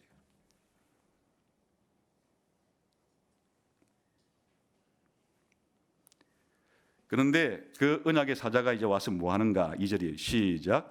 그가 임하시는 날을 누가 능히 당하며 그가 나타나는 때 누가 능히 서리요. 그는 금을 연단하는 자의 불과 표백하는 자의 잿물과 같을 것이다. 그 언약의 사자가 임하면 분리가 일어나요. 언약의 사자가 오면 사람들 사이에 분리가 일어나요. 여기에 금을 연단하는 불이라는 게 뭔가니까 원래 이제 금속이라는 게 순금을 뽑아내려고 하면 처음부터 순금이 없고 이 불순물이 금에 섞여 있어요. 뜨거운 용광로에 불을 가해야 금과 불순물이 어떻게 돼요? 분리가 일어나는 거예요. 그런 역할을 하러 오는 거예요. 분리를 시키러. 양잿물도 마찬가지예요. 우리가 더러운 옷을 입었을 때 이 옷하고 때가 섞여 있어요. 양잿물 속에 집어넣게 되면은 뭐가 분리가 돼요? 옷하고 때가 분리가 되는 거예요. 언약의 사자가 이 땅에 오시게 되면 마치 홍해가 양쪽으로 갈리듯이 이렇게 불을 써서 금과 불순물이 갈리듯이 재물을 써서 옷과 때가 갈리듯이 그렇게 사람들 사이에 분리가 일어나게 될 것이다. 메시아가 오기 전에는 섞여 있어요. 메시아가 오게 되면 사람들 사이에 분리가 일어나게 돼요. 3절 4절에 그 분리 가운데 한 종류는 어떻게 하시는가? 시작. 그가 은을 연단하여 깨끗하게 하는 자같이 앉아서 레위 자손을 깨끗하게 하되 금은같이 그들을 연단하리니 그들이 공의로운 제물을 나 여호와께 바칠 것이라. 그때에 유다와 예루살렘의 보물이 옛날과 고대와 같이 나 여호와께 기쁩니다. 자, 이 메시아 인물 언약의 사자가 와가지고 이제 한 종류의 사람들을 어떻게 만들어요? 깨끗한 제사장처럼 만들어 가지고 이제 이 사람들이 드리는 제물은 정말 하나님이 기뻐하시는 그런 깨끗한 제물을 드리도록 만들겠다. 뭐 해준다는 얘기를 이렇게 표현한 게? 구원해준다는 얘기를 이렇게 표현한 거예요. 아까 전에 하나님이 가장 싫어하는 것이 하나님을 멸시하는 그런 제물을 드린 것인데 이제는 하나님이 그들을 깨끗하게 씻어내가지고 깨끗하게 만들어서 그들이 드리는 제물도 깨끗한 제물을 드리기 위해서 내가 기쁨으로 흠양하는 그런 제물을 드리는 사람으로 내가 만들어내겠다. 그러면 또 한쪽의 사람들은 어떻게 되는 가? 5절 시작. 내가 심판하러 너희에게 임할 것이다.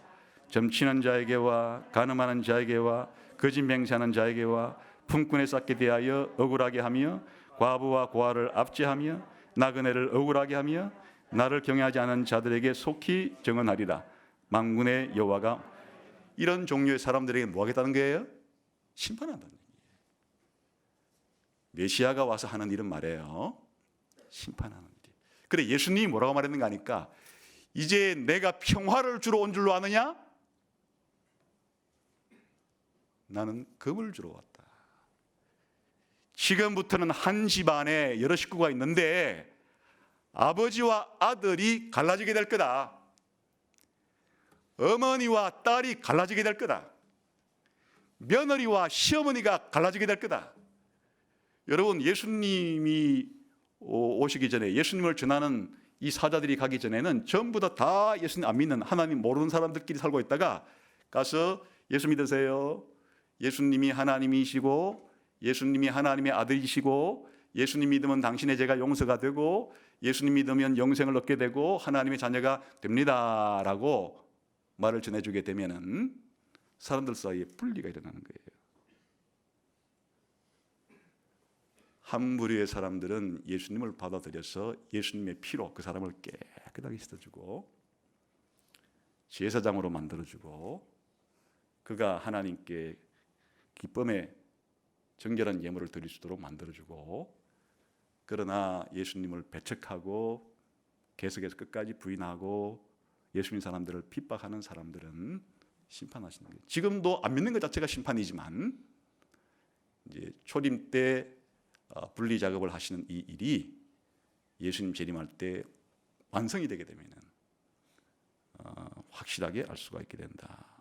다시 말하면 공의의 문제가 확실히 해결될 때는 이 땅에서는 100% 하나님의 공의가 실현이 안 돼요.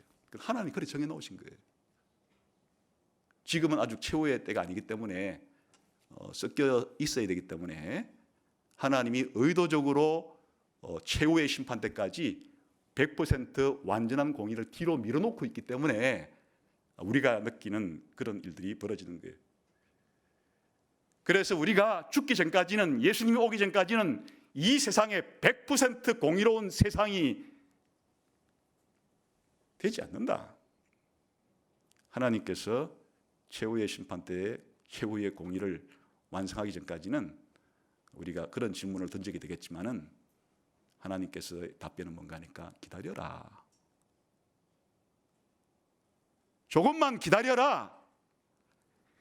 내가 공의롭지 못한 것이 아니고 내가 오래 참기 때문에 구원받을 자들을 좀 구해내기 위해서 아직은 최후의 공의를 유보하고 있기 때문에 너희들이 불만이 있더라도 좀 기다려라. 그러나 반드시 내가 이 공의를 완벽하게 실행할 날이 온다. 하나님의 답변이 되는지 모르겠어요. 저는 받아들였습니다. 받아들였어요. 제 주변에 일어나는 이런 불의한 일이건 온 세상에 일어나는 불의한 일이건 정보를 많이 알면 알수록 더 하나님의 공의에 대한 의문이 생기지만은 받아들이기로 했습니다. 하나님께서 최후의 심판 때 이 공의를 완전하게 해결한다는 약속을 해주었기 때문에 받아들이기로 했습니다. 여러분은 어떻게 하실지 모르겠습니다. 받아들이시는 게 좋겠죠.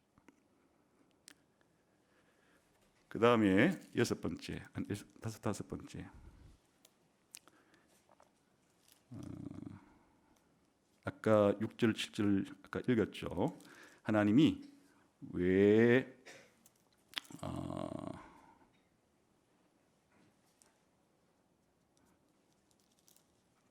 한번 7절 읽어볼까요? 시작.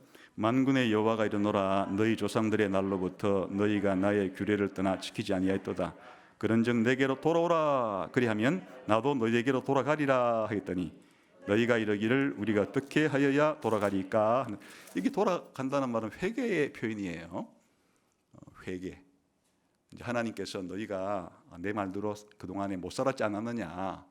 그런데 그러면 나에게 벌을 받을 수밖에 없는데 내가 너희에게 복을 주기 위해서 지금 말해주는 거니까 회개하고 나한테 돌아와라. 그럼 내가 너희에게 돌아가겠다.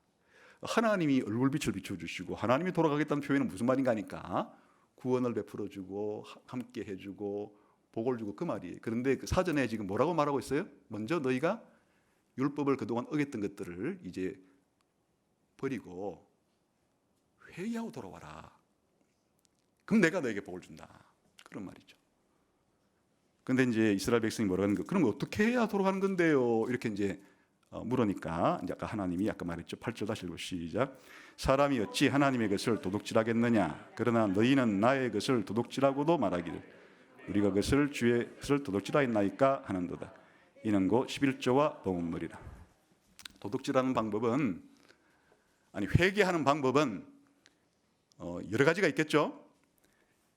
하나님께서 모세를 통해서 주신 율법 613가지 조항 중에서 하나만 어겨도 그건 다 죄를 지은 것이고 자기가 어긴 것에 대해서 회개를 해야 되는 것인데 하나님께 지금 대표로 지금 뭘 말하고 있는가 하니까 너희들이 어긴 것 중에서 그냥 대표가 11조와 봉헌물을 떼먹은 거, 안 바친 거 이거 도둑질이 한 거기 때문에 다른 무엇보다도 먼저 이것부터 회개해라. 그 뜻이에요 지금.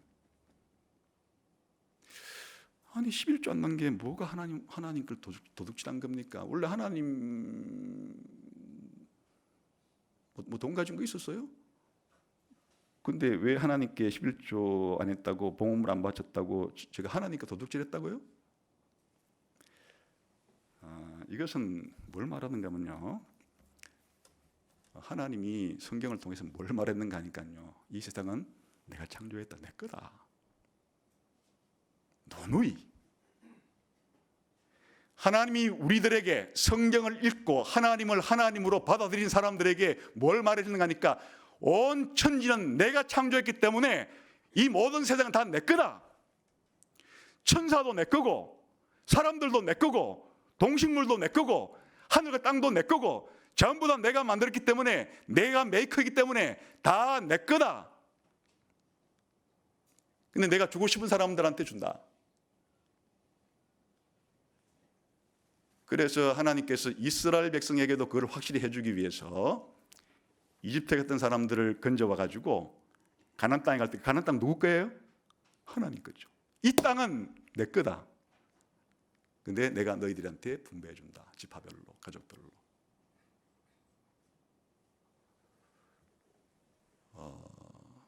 하나님이 자신의 것을 분배해 준 겁니다. 그래서 하나님께서 뭐라고 그러는가 하니까 그 땅에 토지 소산물에 첫 열매가 나오거든 나한테 바쳐라 먼저. 사실은 100% 다 바쳐야 되지만은 내가 너희를 배려를 해주기 때문에 첫 열매는 나한테 바치고 나머지는 다 너희 먹어라. 얼마나 은혜로운 분이에요. 만약에 악덕 농장주 같으면은 야 80% 나한테 바치고 20%만 먹어 있을 텐데 하나님이 첫 열매만 바치고 나머지는 다 너희가 너희 자손을 먹어라. 그리고 해마다 11조를 반드시 내 거라고 생각하고 바쳐라. 원래 하나님 거예요. 근데 하나님이 지금 애누리를 해줘가지고 10분의 수입의 1만 다 내 건데 10분의 10이 내 거라는 표시로 이렇게 바치면 나머지는 그냥 이 땅에 있는 동안에 너희 것으로 상대적으로 생활하게 주겠다 했기 때문에 이 11조를 바치고 봉헌물을 바친다는 것은 무슨 생각으로 바치는가 하니까 하나님이 온 세상의 주인이시고 하나님께서 나의 주인이시고 하나님께서 내가 지금 가지고 있는 모든 것들을 주셨기 때문에 이 모든 것이 하나님의 것이라는 것을 제가 믿음으로 표현할 길이 이것밖에 없기 때문에 그래서 하나님께 11조를 드립니다. 이렇게 하고 바치는 것이 11조와 헌금의 의미예요. 그래서 그것조차 안 하는 것은 하나님께서 말씀하실 때 내 거를 너희들이 도둑질한 거다. 이렇게 말씀하신 것이.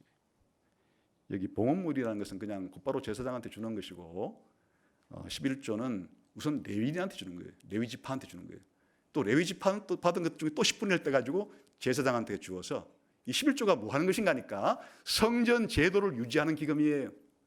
성전을 유지하려고 하면 레위 지파가 있어야 하고 제사장이 있어야 이스라엘 백성들이 자기들의 죄를 용서받고 하나님께 나아갈 수 있는 성전이라는 제도가 유지가 되는데 이 성전 제도를 유지하기 위한 지파가 레위 지파고 그 레위 지파 중에서 제사장 뽑았기 때문에 이 11조가 그렇게 써야만 레위 지파들도 살아갈 수가 있고 제사장도 살아갈 수 있고 성전의 제물들도 드려질 수가 있고 이렇게 되는 것이에요. 근데 11조를 안 내게 되면은 성전 시스템 자체가 붕괴돼 버리고 마는 것이에요.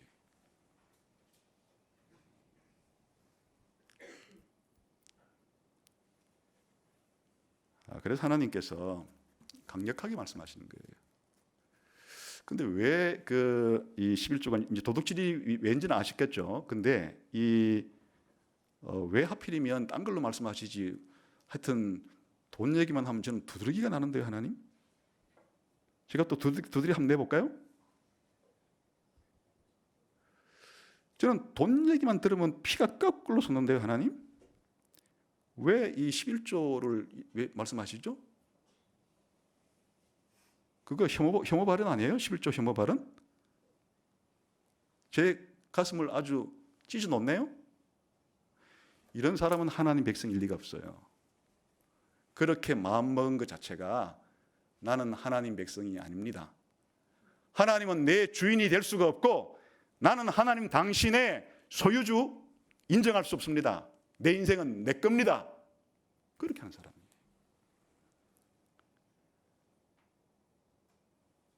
여러분 왜 하나님 이 문제를 하시나니까 우리 인생이 동양이든 서양이든 혹은 옛날이건 지금이건 상류층이든 중류층이든 하류층이든 사람들은 이 땅에 몸을 가지고 살아가는 동안에 그냥 본능적으로 돈을 거의 우상시하고 돈을 신격화할 수밖에 없을 정도로 사람들은 돈에 매여 있는 것이에요. 그래서 예수님이 하나님과 만몬 재물을 겸하여 섬길 수가 없다. 다시 말하면 하나님께 철저히 하나님이 내 인생과 내 모든 재물의 주인이라고 인정하지 않는 사람들은 사실은 돈신에게 점령을 당한 사람들이다. 그래서 이 헌금을 드리고 헌금을 기쁨으로 드리고 헌금에 대해서 아깝지 않게 드리고 하는 것 자체가 여러분의 신앙을 바깥으로 끄집어내서 보일 수 있는 가장 최상의 기준이란 뜻이에요. 저는 헌금은 안 하지만 뭐 시간도 많이 내서 하고 봉사도 많이 하고 그래 그거 좋지. 시간을 많이 내야 되고 봉사. 헌금은 아니 하나 근데 헌금 힘드신 헌금은 저 먹고 살기 좀 힘드니까 그 얘기 하지 마시고 제가 그 대신에 제가 시간을 더 많이 그래 그 봉사는 봉사지 봉사 잘했어. 근데 헌금은 아니 하나님 헌금은 좀 말하지 말라니까요. 저는 하나님께 드릴 헌금이 없어요. 제 가족 먹이 살리기도 힘들어요 하나님. 그 대신 제가 시간으로 때운다 그랬잖아요. 그래 시간은 때우지. 때 때우는 건데 그건 그거고. 그래 11조는 보물은 어디 있는데? 여러분의 지갑이 열리지 않는 이상 회개는 없는 것이에요. 루터도 그렇게 말하고 웨슬러도 그렇게 말하고 지갑이 열리지 않는 사람은 아직 회개한 사람이 아니다.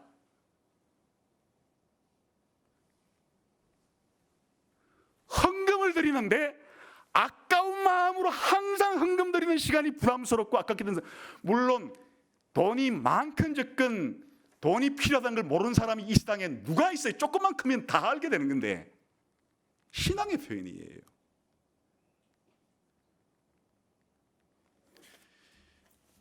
여러분 신약 시대에도 11조를 드릴 필요가 있습니까? 신약 시대에는 구약 시대처럼 이렇게 11조를 떼먹었다고 당장 도둑질이라 부르진 않아요.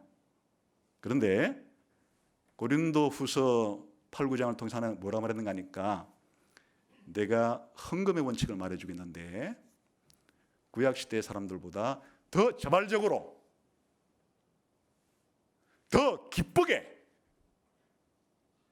더 관대하게 많게 이게 그냥 원칙이에요. 헌금을 들을 때 부득이함으로나 억지로 함으로나 인색함으로나 마음속에 째짠 마음이 기어 들어오면 그거는 신약시대 하나님 백성의 헌금의 자세가 아니에요. 예배 시간 중에 제일 기분 나쁜 시간이 헌금 드리는 시간이다. 이러면 신자로서 엄청난 문제가 있는 것이에요. 적어도 신약시대의 헌금의 기준은 11조가 최소치예요. 최대치가 아니고 그냥 기준이에요. 10분의 2건, 10분의 5건, 10분의 8이건 자신의 신앙 정도에 따라서 하나님 나라를 위해서, 교회를 위해서 그렇게 낼 수 있어도 하나님 말리지 않는 게 신약시대예요.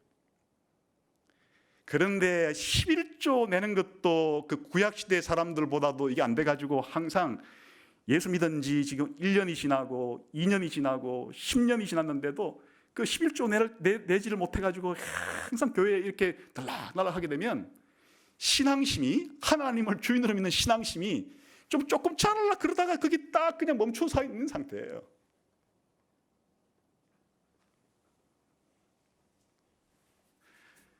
여러분의 신앙이 확실하게 하나님 의존적이고 하나님이 내 먹고 살 것을 책임진다는 신앙이 11조를 드리고 헌금을 드리는 것인데 그렇게 믿거들랑 밧줄을 끊어서 11조를 드려보라 그거예요. 헌금을 드려봐요. 하나님 책임져 주나 안 져주나. 부자 만들어준다는 얘기는 하지 않았어요. 그러나 우리의 먹고 마시는 문제에 대해서 너희가 필요한 건 다 아신다 그랬기 때문에 하나님께서 필요한 만큼 주시리라고 하는 믿음을 가지고 11조를 낼까 말까 이렇게 만설이 된 사람은 단호하게 끊어버리고 11조를 내보란 말이에요. 하나님 앞에. 하나님이 내 인생의 주인이시고 내 먹고 사는 걸 하나님이 책임져 준다는 신앙이 바로 11조로 드러나는 것이에요. 신앙이 더 커지거들랑 10에 2 드려도 괜찮아요. 왜 11조에 머물러 있어요? 좀 월수입이 많으면 10에 2를 드려도 괜찮은 것이에요. 돈 많은데 10에 2 드려도 먹고 살기 충분하죠.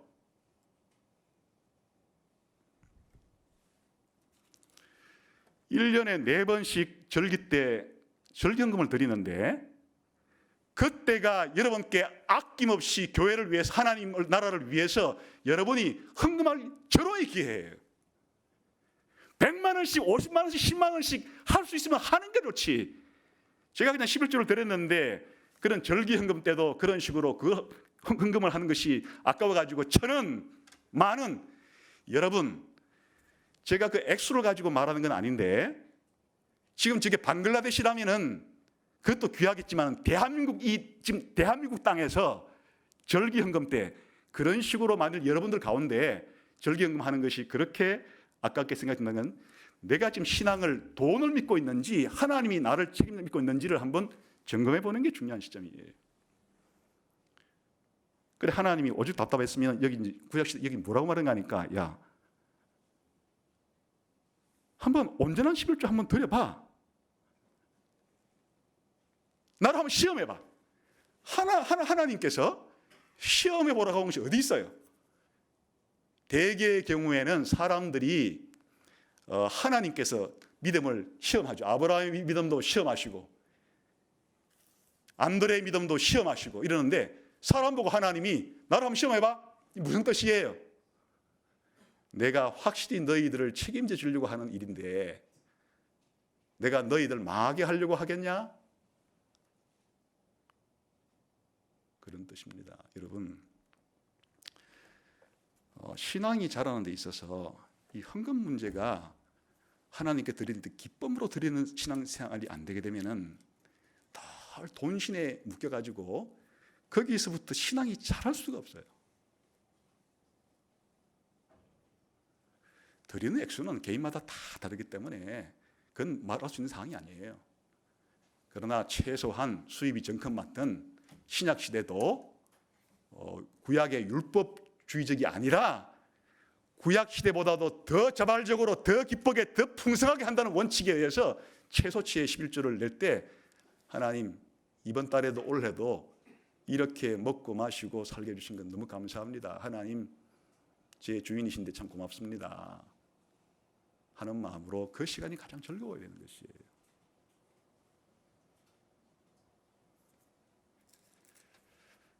새해에는 한번 11조와 헌금 드림에 있어서 하나님과 논쟁을 해보시기를 바랍니다. 마지막으로 13절 읽어보겠습니다. 시작. 여호와가 이르노라 너희가 완악한 말로 나를 대적하고도 이러기를 우리가 무슨 말로 주를 대적하였나이까 하는도다.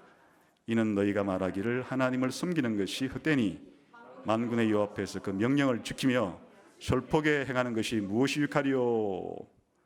또 15절도 시작.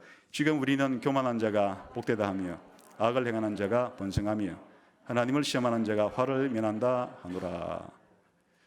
이제 이것은 같은 아까 하나님이 공의된 문제인데 좀 방향이 좀 꺾고 아까는 이 악인들이 잘 되는 것에 대해서 물었다면 이거는 이제 신자들에 대해서 하나님 보세요.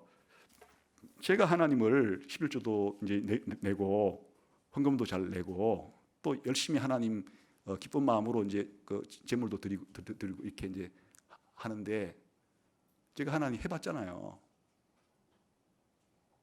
지금 예수 믿고 난 다음에 1년 동안은 안 그랬지만 1년 뒤부터는 그래 해 왔잖아요. 또 교회에서 이제 봉사할 자리 필요한 분 제가 손 들고 제가 봉사를 해왔는데 저한테 하나님 준 게 뭡니까? 아니 하나님 제가 이렇게 섬기고 하라는 대로 해봤는데 저한테 지금 준 게 뭡니까? 제가 예수님 믿고 사는 이게 저한테 무슨 유익이 됩니까? 아무리 생각해 봐도 하나님 저는 제가 이렇게 예수님 믿고 봉사하고 이렇게 살아가는 게 별 유익이 없는 것 같은데요.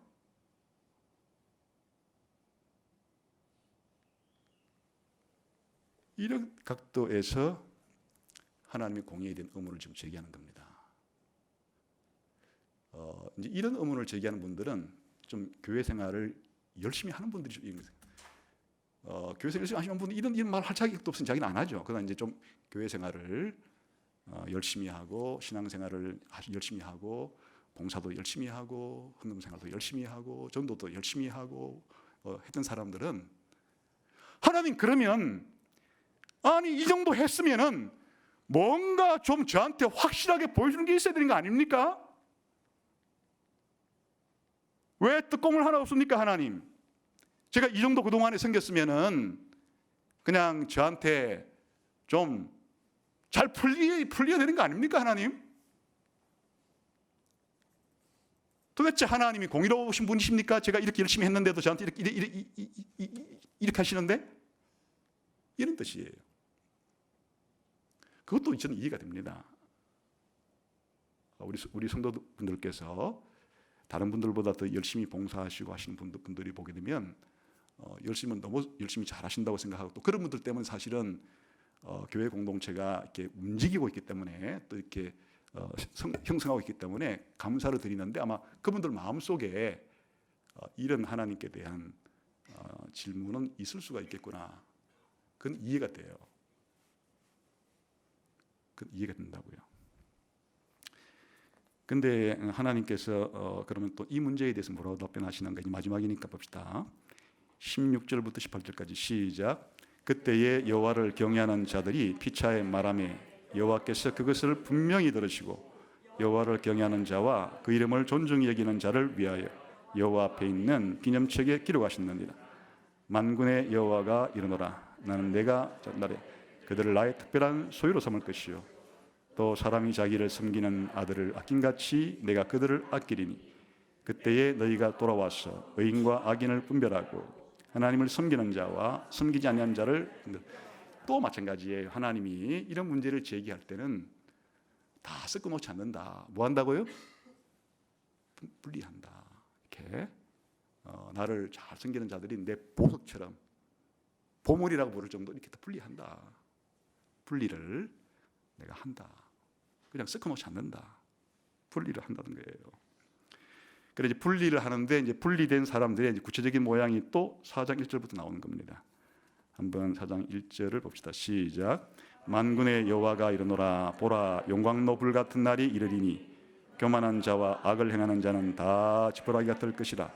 그 이르는 날에 그들을 살라 그 뿌리와 가지를 남기지 아니할 것이로되. 무슨 얘기까지 읽겠습니다. 예수님 믿지도 않고, 안 믿으니까 예수님을 위해서, 교회를 위해서 봉사를 한 적도 없고, 그리고 그냥 이 세상에서 자기가 좋아하는 것들에 몰두해가지고 이 세상을 즐기고, 한이 주일날 제가 예배드리러 오느라고, 사실은 저는 주일날 빠지면 죽는 줄 알고 예배에 왔기 때문에 이 좋은 남한 땅 경치 좋은 곳도 가본 적이라고는 아주 없진 않고, 손가락 어디 둘 하면 없는데, 내 옆집에 사는 이 불신자는 주일만 되면은 온갖 데 다 구경 댕기고, 주일만 되면은 자전거 타고 댕기면서 안 가본 하천이 없고, 주일만 되면은 안 가본 산이 없고.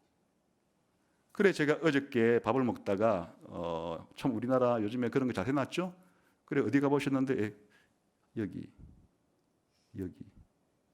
그리고 나머지는 제가 주일날 맨날 와가지고 하루 온종일 교회에 있었기 때문에 갈 시간이 없었는데, 이 사람 보니까 온갖 좋은 곳은 다 돌아다니고, 어디 가니까 뭐 좋더라, 어디 가니까 뭐 좋더라, 이렇게 말할 때 아까 말한 이 불만이 쌓였는데, 하나님 뭐라 하는가 하니까 조금 있으면 분리하는데, 내가 준 그 생명을 나를 위해서 사용하지를 않고 자기 자신만을 위해서 산 이 사람들이 그냥 계속 그렇게 사는 건 아니란다. 용광로 불을 보내가지고 모든 가지를 다 살라버리듯이, 나를 믿지 않고 이 세상에서 융성하고 잘 되는 그런 인생 자체가 용광로 불에 다 타버릴 때가 있을 것이다. 태울 때가 있을 것이다. 네가 조금 앞을 안 봐서 그렇지. 그럴 때가 있을 것이다. 부러워할 필요 없어. 부러워할 필요가 없어. 네가 앞을 못 봐서 그런 거야.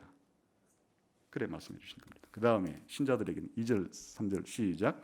내 이름을 경외하는 너희에게는 공의로운 해가 떠올라서 치료하는 광선을 비추리니 너희가 나가서 외양간에서 나온 송아지같이 뛰리라. 또 너희가 악인을 밟을 것이니 그들이 내가 정한 날에 너희 발바닥 밑에 재와 같으리라. 만군의 여호와의 말입니다.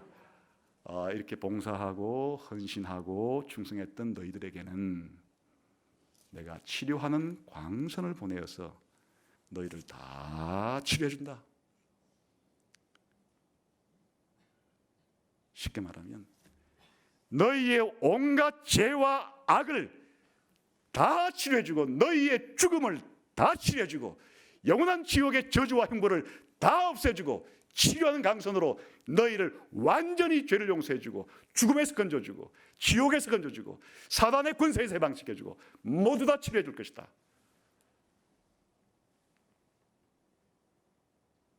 그리고 너희가 나가서 외양간에서 나온 송아지처럼 뛰면서 기뻐하고 자유를 누리게 될 것이다. 여러분, 아주 혈기방장한 송아지가 그 외양간에 묶어 놓았을 때 막 이렇게 움직여보고 이렇게 움직여보고 해서 이제 그렇지만 딱 그 외양간 울타리가 있으니까 답답하겠다. 그 탁 울타리를 풀어줬을 때 송아지가 울타리에 뛰어나가지고 푸른 풀밭에서 이리 뛰고 저리 뛰고 펄쩍 뛰고 하면서 그냥 온 풀밭을 자유롭게 뛰어다니는 것처럼 너희를 그렇게 만들어 준다. 그리고 너희가 그렇게 부러워했던 악인은 너희 발바닥에서 밟히게 될 것이다. 여러분, 이 얘기도 언제 일어날 일을 말해준 겁니까? 지금 하나님이 공의의 문제를 제기할 때마다 하나님께서 답변해 주시는 이 날은 다 어느 날들이에요? 지금은 부분적으로 하나님이 이런 걸 해주시지만 전부 다 예수님이 내가 속히 오리니 행한 대로 갚아준다. 내가 속히 오리니 행한 대로 갚아준다. 내가 속히 오리니 행한 대로 갚아준다. 심지어는 소자에게 내 이름으로 물 한 잔 떠준 그 수고까지도 내가 다 갚아준다. 다 이런 날들은 언제입니까? 주님이 다시 오시는 그날에 다. 그러니까 이제 신자들에게 믿음이 필요한 거예요. 지금 현실은 약속한 것과 이루어진 것 사이에 갭이 커요. 아까 말라기 시대의 사람들도 마찬가지예요. 하나님이 약속해 준 것과 자기들이 지금 경험하고 있는 현실의 갭은 아주 크기 때문에 그런 문제들이 발생한 거예요. 하나님 정말 사랑하는 겁니까? 하나님 공의로운 겁니까? 했는데 그들의 머릿속 계산하고 하나님께서 인류 역사 전체를 바라보시고 진행하시는 그 시간표하고는 너무 차이가 있기 때문에 그들이 그렇게 못 견뎌했던 것이에요. 하나님의 시간표 속에서 하나님은 신자에게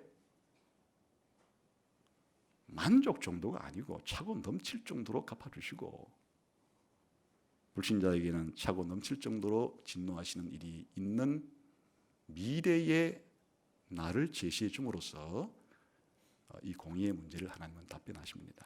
이것도 그러니까 믿음이 필요한 일이에요. 믿음이 있어야 미래에 소망을 둘 수가 있고 그 미래에 대해서 기다릴 수가 있고 현재에는 인내할 수가 있고 이게 믿음이에요. 그래서 이 말라기서가 보여주고 있는 것은 다시 말하면 하나님의 약속이 완전히 일어나기 성취되기 전까지의 현실의 갭 속에서 때로는 낙심하고 때로는 좌절하고 때로는 고민하고 때로는 분투하고 때로는 이렇게 하는 사람들에게 조금만 기다려봐라. 그날에는 그때에는 그날에는 여호와의 크고 두려운 날에는 너희가 지금 궁금해하는 모든 분들이 다 해결된다. 그때까지 기다려라. 그런데 이제 마지막에 아까 읽은 결론 부분에서 지금까지 한 얘기를 사실은 이제 두 가지로 요약한 겁니다. 이것만 보고 마치죠. 시작. 너희는 내가 호렙에서 온 이스라엘을 위하여 내 종 모세에게 명령한 법 곧 율례와 법도를 지켜. 자, 그러면 하나님께서 자신의 날에 완전히 최종적인 이와 같은 일을 이루어지기 전까지는 그럼 어떻게 살아야 되는가? 길은 하나밖에 없어요. 모세에게 준 말씀 가지고 살아야 된다. 우리 신자들은 하나님이 약속한 최후의 날까지 살아가는 방법이 단순해요. 이 성경에 기록된 대로 믿고 살아가는 겁니다. 다른 방법은 없습니다. 두 번째는 엘리야를 보내준다 그랬죠. 근데 그 엘리야만 오는 게 아니고 당연히 그 뒤에 이제 아까 말한 대로 언약의 사자가 따라오는데, 요 엘리야를 신약 성경에서 누구라고 해석해 준가 하니까 세례 요한으로 해석해 줬어요. 시간이 없어서 그냥 넘어가겠는데, 그래서 이제 우리가 살아가는 방식은 우리 신약 시대도 마찬가지예요. 예수님 다시 오실 때까지 하나님의 말씀을 가지고 이 말씀대로 믿고 이 말씀대로 살아가려고 노력을 하면서 예수님 다시 오실 것을 기다리면서 살아가는 것이 예수님의 초림부터 재림 때까지 우리 신자들이 살아가는 방식입니다. 여러분, 개인적으로 말씀드리면 예수님 믿고 난 이후부터 죽기 전까지 살아가는 방식이에요. 그게 믿음입니다. 아직은 현실이 다 완성되지 않았어요. 그래도 믿음이 필요한 거예요. 눈으로 다 확인되면 믿음이 왜 필요합니까? 눈이 필요하지. 그러나 우리에게 믿음이 필요한 것은 보이지 않는 세계를 보기 위해서는 우리 육신의 눈이 아니라 믿음이 필요한 거예요. 하나님의 약속을 믿는 믿음이 필요한 거예요. 그래서 하나님께서 이렇게 내가 이루어주겠다고 하는 그 약속의 성취 때까지 필요한 것은 하나님의 약속을 믿고 소망을 가지고 기다리면서 인내하면서 살아가는 것이 믿음입니다. 이게 이제 안 될 때 아까 말한 것처럼 또 괴롭고 또 답답하고 또 때로는 낙심되고 때로는 분통이 터지고 하나님께도 불만이 쌓이고 이렇게 되는 것이에요. 그런데 뭘 모르는 게 이렇게 생기는 거니까 하나님의 사랑에 대한 확신, 하나님의 공의에 대한 확신, 하나님이 미래에 이 모든 것들을 완성시켜 주실 것에 대한 믿음이 없으면 불평, 불만, 낙심, 좌절, 괴로움, 그리고 이방인과 섞여 살면서 그냥 마음대로 살아가기, 아예 그냥 헌금이든지 예배드리든지 관심이 없어지기, 이렇게 살아가는 것이고, 우리가 다시 이 약속의 말씀을 붙잡게 되면은 예배를 드릴 때 최선을 다하고 헌금을 드릴 때 최선을 다하고 다른 사람과 결혼하거나 인간관계를 맺을 때도 최선을 다해 살아가고, 그리고 주님의 다시 오심에 내 인생의 목표를 정해놓고 그를 향해서 달려가고, 이것이 다음 한 해에 2020년에 여러분이 살아갈 방식이고, 그리고 죽을 때까지 방식이고, 예수님이 올 때까지의 살아갈 방식입니다. 저는 그래서 이 말라기를 대단히 사랑합니다. 이렇게 예수님 올 때까지의 구약시대 성도들에게 살아갈 지침을 분명하게 말해준 예언서가 또 어디 있었던가. 이 말라기서가 구약 백성들에게 그런 지침을 주었다 그러면 오늘 우리들에게도 그런 지침을 여전히 주고 있습니다. 이와 같은 믿음을 가지고 살아가는 여러분 되시기를 주님의 이름으로 축원합니다. 기도하겠습니다. 하나님 아버지, 감사합니다. 오늘 말라기의 메시지가 우리 자신에게도 해당이 되고 우리들도 말라기의 말씀처럼 하나님이 기뻐하시는 그런 신자로서의 삶을 살아가게 해 주옵소서. 예수님 이름으로 기도하옵나이다. 아멘.